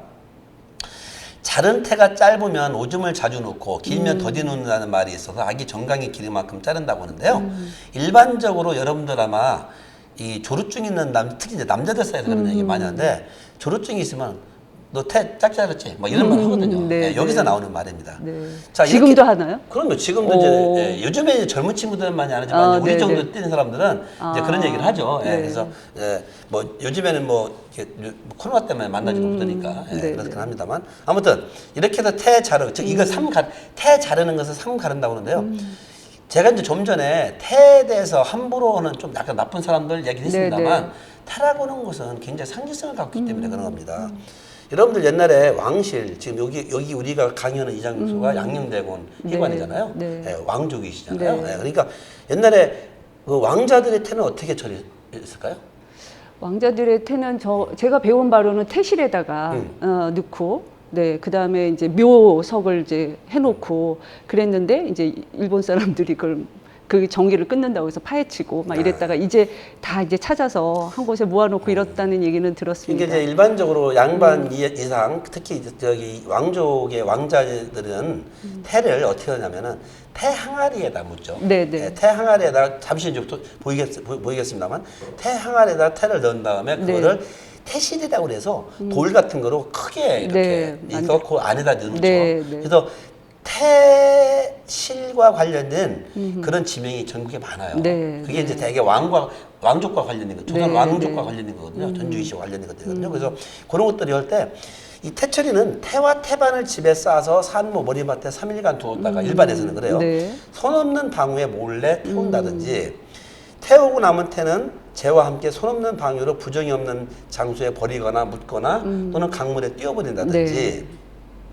특히 이제 태를 일반 옹기 같은데 조금 항아리 같은데 해서 냇물에 띄워서 강으로 띄워보내는 경우도 있어요. 특히 이제 충청남도 내포 지역은 지금 저기 서산, 당진, 홍성 이쪽을 내포 네, 지역이라고 네. 하는데요. 충남 내포 및 서해안 일부 지역에서는 잣나무나 감나무나 대추나무 등 살아있는 나무 아래에다가 묻는다든지 특히 이제 충청남도 보령시 원산도라고 하는 섬이 있어요. 네네. 예, 이런 섬 같은 데 어떤 게에서는 바닷가 갯벌에 묻기도 한다고 그래요. 네. 그래서 함부로 이런 태는 함부로 하지 않았다. 특히 이제 상류층에서는 태 항아리 또는 태실이라고 하는 것에 묻어서 보관했다. 네. 여기 이제 태 보관법인데요. 네. 지금 여기 보이시는 그 가운데 그 도자기로 만든 것이 태 항아리입니다.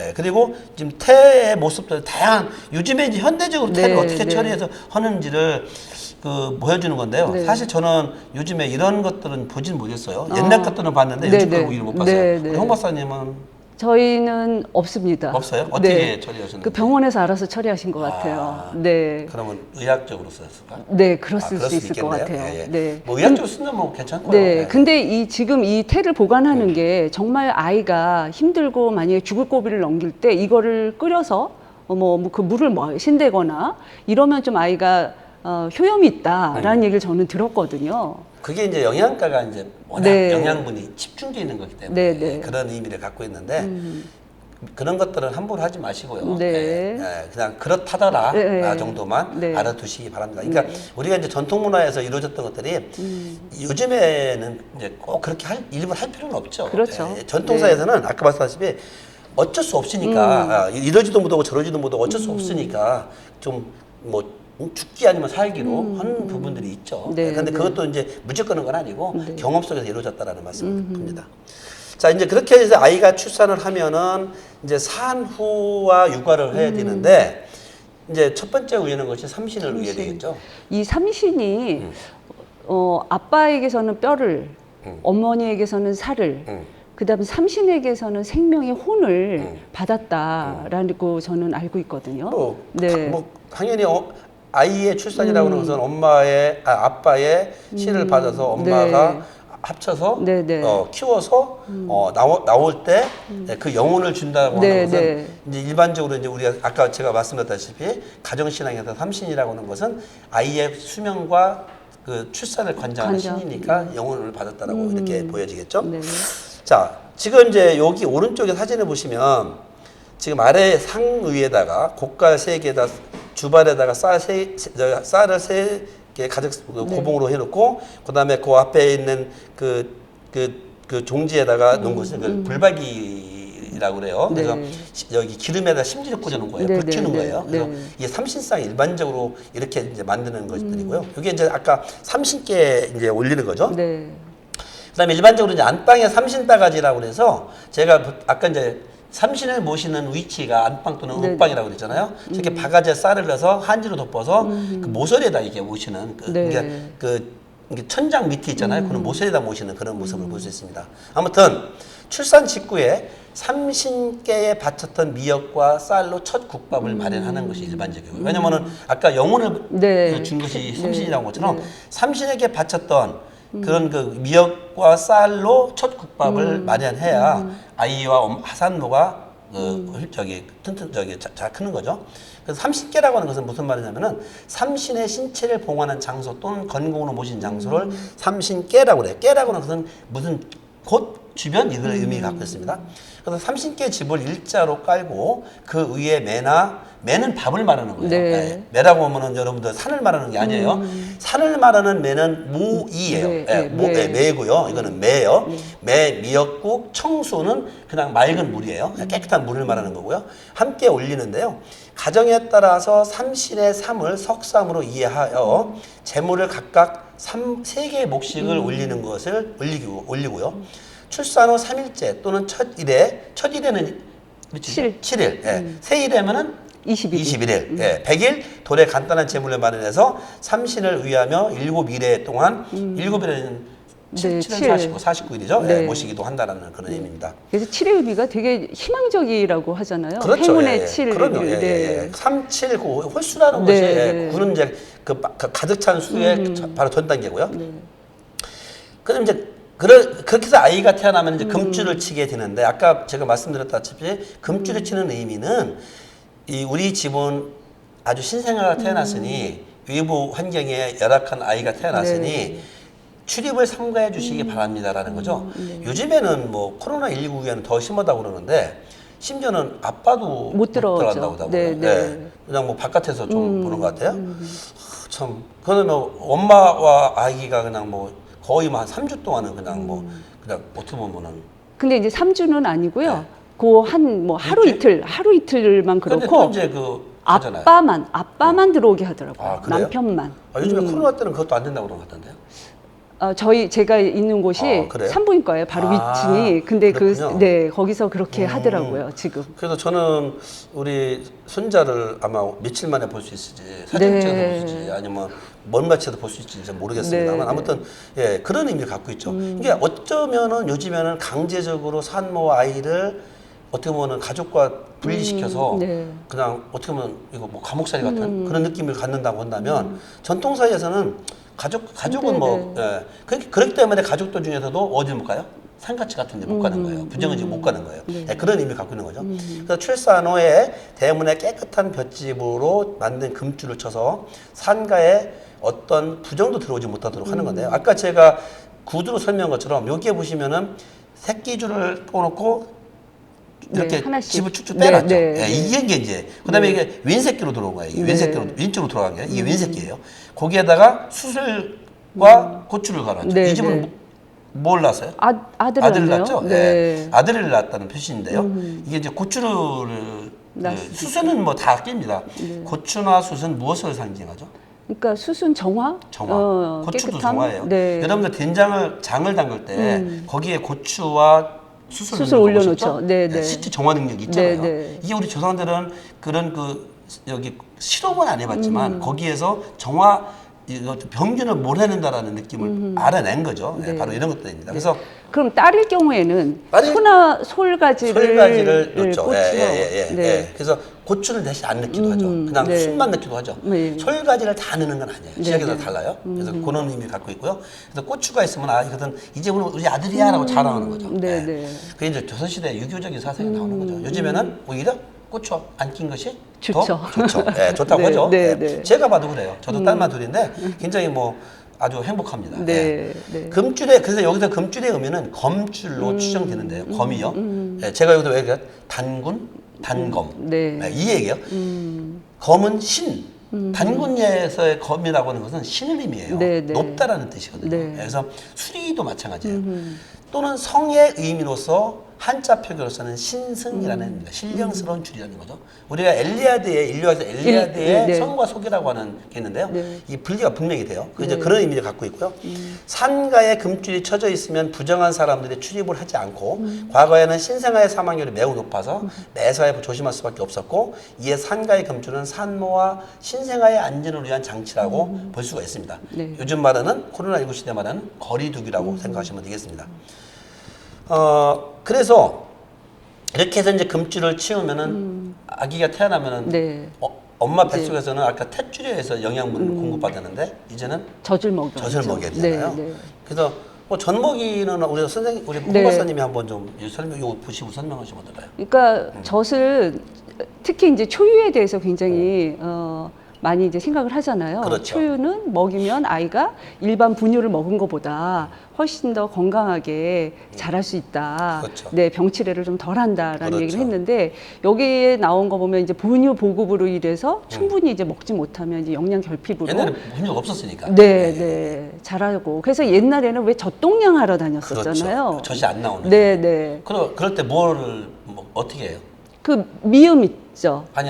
젖이 안 나올 때 산모한테는 산모한테는 돼지 뭐 족 같은 그거를 미역국. 네, 미역국에다가 그 조걸 넣어서. 주잖아요. 네. 미역국이 그게 젖을 많이 네. 생산하는 그런 성분이 있다고 그러잖아요. 저 8번을 먹었습니다, 저는. 아, 그래요? 네, 하루에 8끼. 예. 네, 그러니까 돼지족국 삶은 물. 그러면은 몇 달 동안 약이 젖을 진짜 젖이요. 네. 젖은 한 9개월까지 먹였어요. 아, 오래 먹였군요. 네, 네. 1년 정도면 굉장히, 아니 9개월이면 굉장히 많이. 네, 네. 예, 나중에 이 외부의 어떤 병균에도 강하다죠. 네, 네, 네. 저도 뭐 그 엄마의 젖을 먹고 커서 그런지 뭐 이렇게 독감 주사 같은 거 맞아도 괜찮으시죠? 많이 안 아파요. 네. 네, 이번에 백신 다 맞았는데도 네. 예, 아직은 뭐 끄떡 없이 네. 그날 강의 3시간 했고요. 예. 네, 그게 그렇습니다. 꼭 좋은 것만 아니라고 하는 거 알고 계시죠? 그래요? 왜냐하면 조금 아파야 아, 내가 오히려 건강한 젊다고? 거지. 네. 그렇고 뭐, 네. 뭐 나이 먹는 건 어쩔 수 없는 네, 거예요. 네. 저도 근데 아무렇지도 않더라고요. 제가 이제 말씀드린 것은 옛날부터 주사 맞을 때 저는 네. 여기 유두라든지 여러 맞을 때 네, 네. 크게 다른 친구들은 막 부풀어 오르고 그럴 때 저는 안 그랬다는 거죠. 아, 예. 네, 네. 그래서 엄마의 덕이 아니겠는가. 네. 그래서 특히 이제 부유한 집안에서는 산모에게 그래서 잉어나 네. 가물치 또는 돼지 족 같은 것도 구워서 먹이고 또 한약도 먹였고 네, 네. 한약자만 먹이면은 저도 안 나죠. 저는 오히려 젖을 막았을 때 이걸 먹었어요. 아, 그렇죠. 네, 너무 네, 많이 나와서. 네, 예. 네. 우리 집사람 같은 경우도 보면은 한 9개월 정도까지는 아닌데 한 100일, 네. 한 5, 6개월 전에 먹은 것 같아요. 네, 예. 네, 네. 그래서 우리 애들도 뭐 아직까지는 큰 탈 없이 잘 크고 있는 것 같습니다만 아무튼 젖이 없거나 부족하면 젖을 잘 낼 수 있도록 젖타기 같은 각종 행위를 했다고 하는데요. 여기다 이제 전통적으로 어떻게 이제 이보다도 더 다양한 것들이 있습니다만 저는 사실은 처음에 좀 쑥스럽습니다만 그 우리 집사람이 그 첫애 낳았을 때 네. 젖이 안 나와서 그러니까 저보고 나오게 좀 네, 해달라고 네. 하더라고요. 네. 예, 그 말씀은 제가 좀 쑥스러워 못 하겠습니다만. 아, 그거는 뭐 당연한 겁니다. 그래서 네. 처음에는 아기 저 엄마가 젖을 낳으면 이렇게 좀 네, 짜서 버리잖아요. 네, 그러고도 이제 고다음 것을 먹이는 것처럼 아무튼 젖타기라고 해서 젖을 위한 뱅이는 산모는 이제 빈병 2개를 왼새끼줄로 묶어서 목에 걸고 샘이나 냇가로 나가서 재물을 차려놓고 용왕에게 젖을 달라고 빌었다고 그래요. 이 유감주술이에요. 네. 우물은 저기 젖을 상징하기 때문에 네, 그래요. 네. 예. 이어서 3번에 걸쳐 빈 병에 물을 담은 다음 한 번에 다 담는 게 아니라 네, 세 번에 한 번, 두 번, 나눠서. 세 번 담은 다음에 네, 네. 병 입구를 솔잎으로 막아요. 예, 왜 막는지 알겠죠? 네. 예. 이게 기우제에서도 이런 병을 쓰는데 샘에 동전을 던지면서 우리 아기 젖을 사가니 젖 많이 태워주십시오라고 외치면서 주문을 외우는 거죠. 물병을 목에 맨 채 집으로 돌아오면서 병에 든 물을 조금씩 길에다 네. 떨어뜨리는 거죠. 그러면 이제 산모를 따르는 식구들이 우리 아기 젖 타고 갑니다. 우리 아기 젖 타고 갑니다. 우리 아기 젖 타고 갑니다. 라고 소리를 지른다고 그래요. 그러면 이제 병에 든 물은 집에 이렇게까지 계속 조금씩 떨어지는데 이는 곧 젖으로 상징화된 샘물을 산모에게 이전시키는 그런 네, 네. 하나의 유감주술적인 측면이 있다라고 봅니다. 예. 정말 옛 어르신들은 별거 다 하셨네요. 그렇죠. 예. 네. 아무튼 뭐 왜냐면 아기가 젖을 못 먹으면 아까 말했다시피 미음을 쌀뜨물을 해가지고 미음을 끓여줘야 되는데 네. 아주 깐나라기 같은 그것도 어렵잖아요. 어렵죠. 그게 네. 그래서 그런 것들이죠. 이제 그렇게 해서 이제 아무튼 젖을 먹게 되면은 이제 우리 아이가 첫 번째로 입는 것이 베네쩌고리잖아요. 예, 베네쩌고리 이제 박물관에 요즘에 이제 잘 보관하시면 유물이 네, 예, 되죠. 기증하실 수 있는데 네. 아무튼 초일회가 지나면 베네쩌고리를 입힌다고 그러는데 그럼 초일회 지나기 전에는 어떻게 뭐 하나요? 그냥 강보에 예. 아, 그렇죠. 네. 예, 저는 그게 뭔가 했어요. 아. 예, 좀 이따 나올 텐데요. 네. 새 옷감으로 지으면 아이가 커서 옷시샘이 많아진다 여겨서 아버지나 할아버지가 입던 헌옷으로 만들고 되도록 부드러운 몸매를 고른다고 하는데요. 이게 어떤 아버지, 엄마의 할아버지의 어떤 정을 느끼는 네, 그런 네. 느낌인 것 같아요. 그다음에 새 것은 거치잖아요. 거친. 예. 근데 요즘에는 뭐 다 새 거 쓰니까 네, 예, 네. 뭐 몇 개씩 사실 베네쩌고리는 한 2개, 3개만 네, 끝난다면서요. 네, 네. 예, 근데 뭐 2개 정도? 예, 두세 근데 뭐 개. 우리 애 보니까 막 선물을 자꾸 주어서 네. 굉장히 많다고 그러는데 둘째 낳으시면 되죠. 아 그럴까요? 네. 둘째 나면 이제 내년부터는 네, 다가구라고 합니다. 네, 예, 예. 네. 베넷제고를 지니고 시험을 치면 합격을 하고 각종 송사에 반드시 승소한다는 속신도 있고요. 충남 당진 지역에서는 연년생에게 베넷제고리에 검은 동정을 달아주는 풍습이 있는데 이는 연년생 아기에게 탈이 나지 않게 하는 일종의 뱅이라고 합니다. 제가 여기서 지금 자꾸 저 충청남도 쪽 얘기를 많이 하는 거는요. 제가 좀 조사를 좀 그쪽을 많이 네, 해서 네. 그쪽 제가 안 다니는 이야기보다는 제가 직접 네. 현장에서 들은 이야기를 합니다. 오늘 아마 여러분들과 함께 나누는 우리 홍 박사님 같이 이야기 나눈 것들은 우리 교과서에 나오는 내용 더하기 현장에서 직접 그 민간에서 그 구전으로 전승되어졌던 이야기들을 네. 채록을 해서 나오는 이야기들이 여기에 있다고 보시면 됩니다. 아마 살아있는 그렇죠. 예. 역사네요. 아마 민속학 결혼의 일생일에 또는 평생일의 관혼상제에 안 나오는 얘기들이 여기에 많이 들어 있습니다. 네. 예, 예.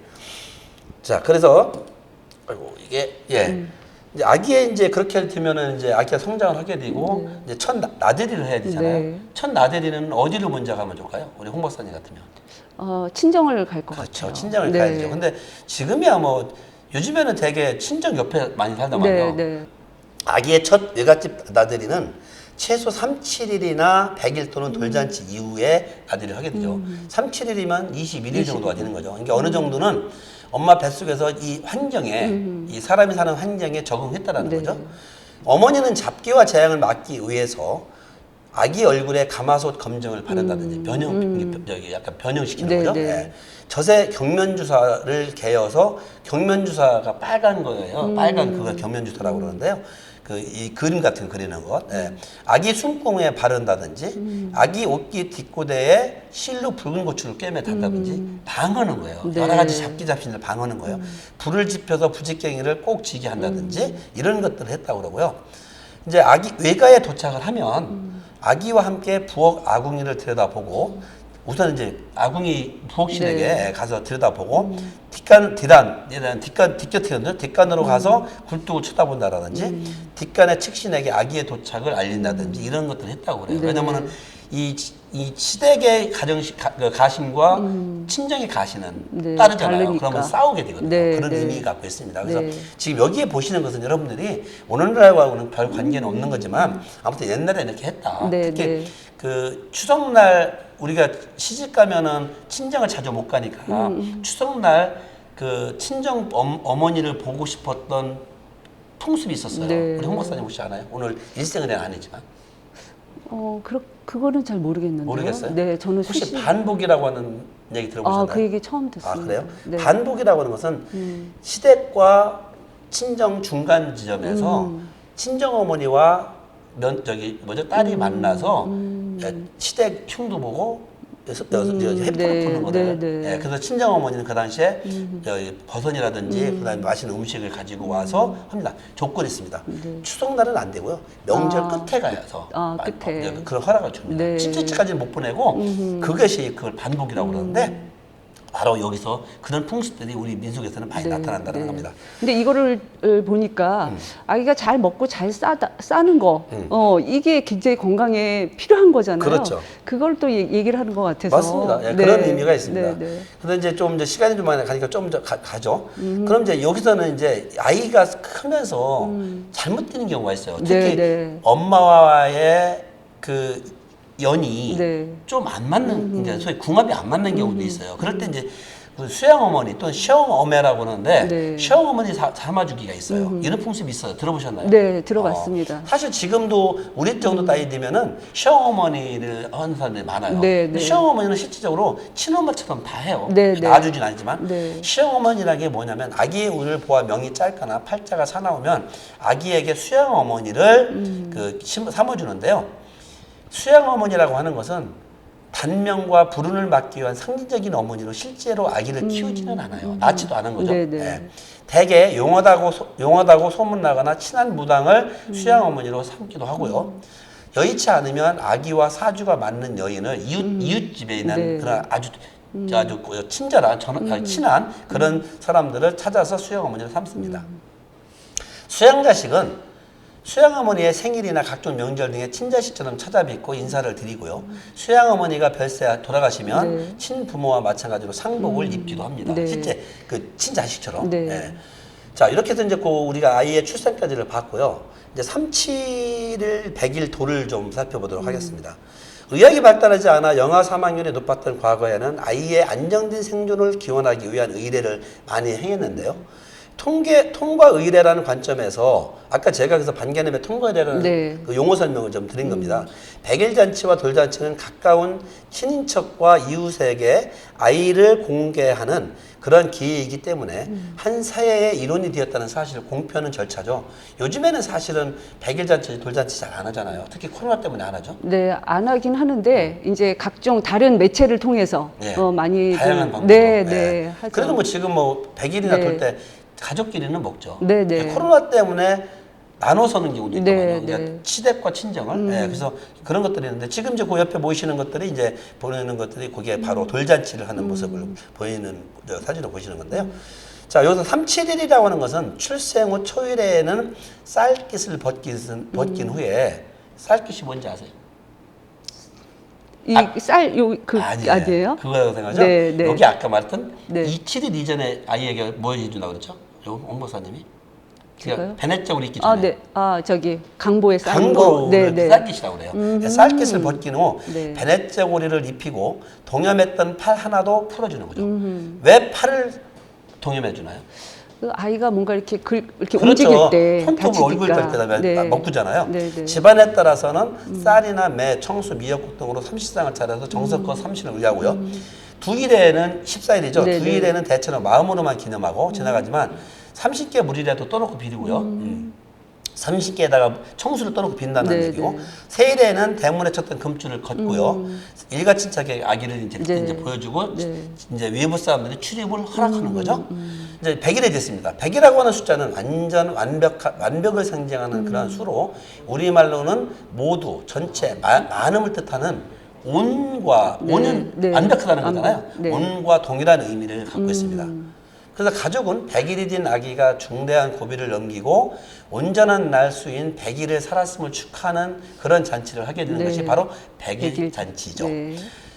사실 100일이라고 하는 것은 우리 어머니, 여기는 안 썼습니다만 어머니가 아기를 낳기 위해서 굉장히 고통스럽잖아요. 네. 뼈마디, 뼈마디가 네.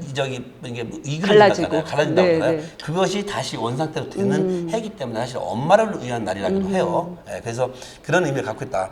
삼신상을 차려서 삼신을 위하고 백설기로 아기의 복을 빌며 수수팥단지로 아기의 액살을 소멸시키죠. 네. 백설기로는 아기의 복을 빌어요. 네, 네. 하얀 색깔로. 네.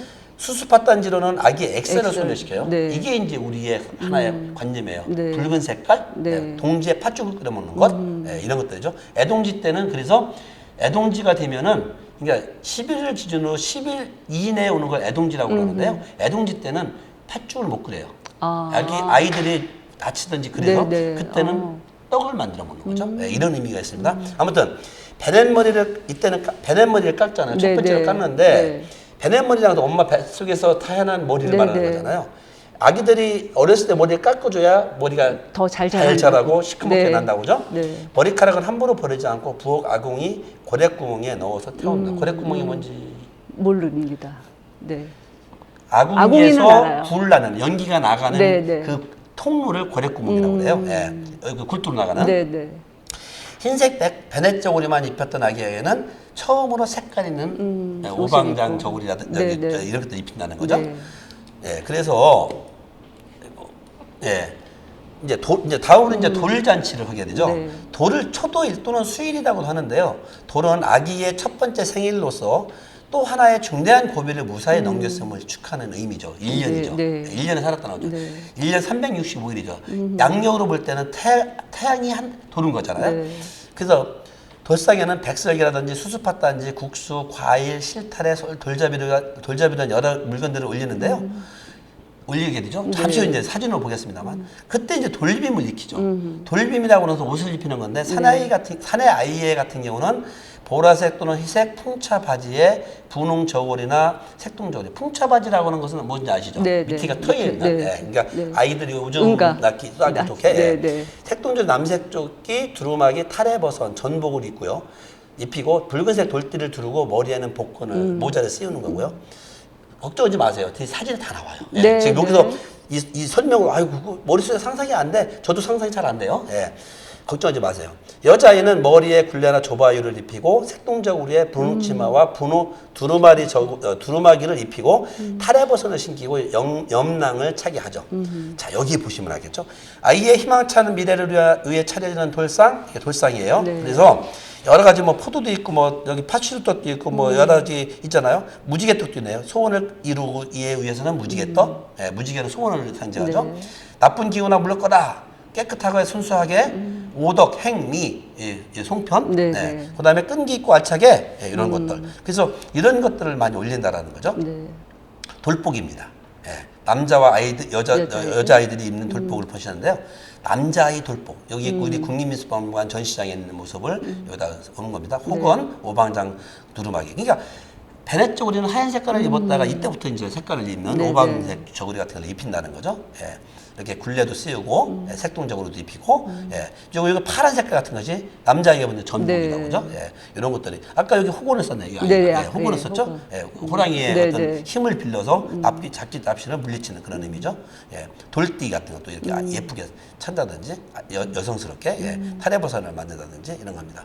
자, 그래서 이제 돌잡이를 하게 되는데 이제 거의 다 끝나갑니다. 네. 조금 시간이 지났습니다만 원래 3시간 쓰니까 좀 가도 되겠죠? 네, 네. 예.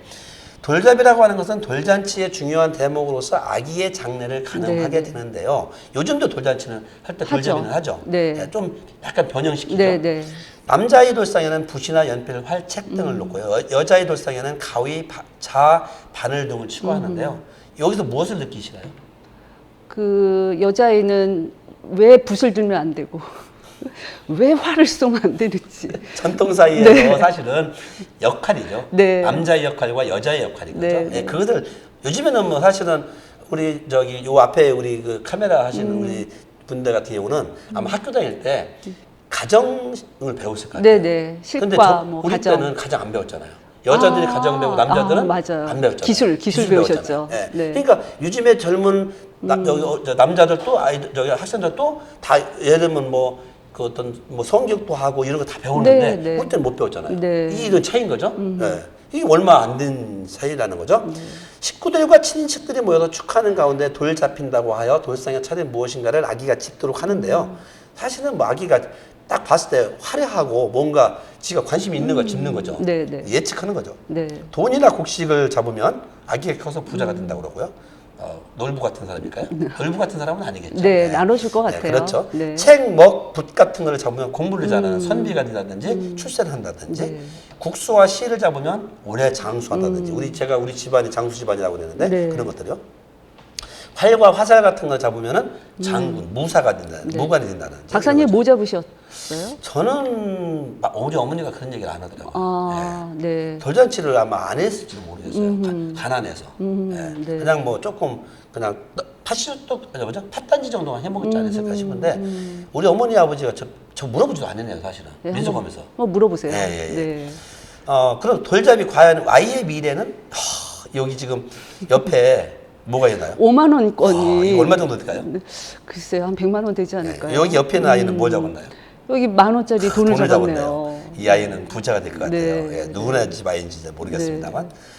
예, 과거의 돌잡이는 이렇게 했죠. 대개 이제 천자문, 가위, 붓, 실, 대추, 이렇게 활. 여기 지금 천자문 밑에 있는 게 활이에요. 네, 우리 전통 네. 활이에요. 네. 그다음에 마패, 그다음에 상품통 뭐 돈이잖아요. 네. 예, 이런 것들을 했다는 거죠. 뭐 의미는 대충 다 아시겠죠. 네, 네. 예. 천자문.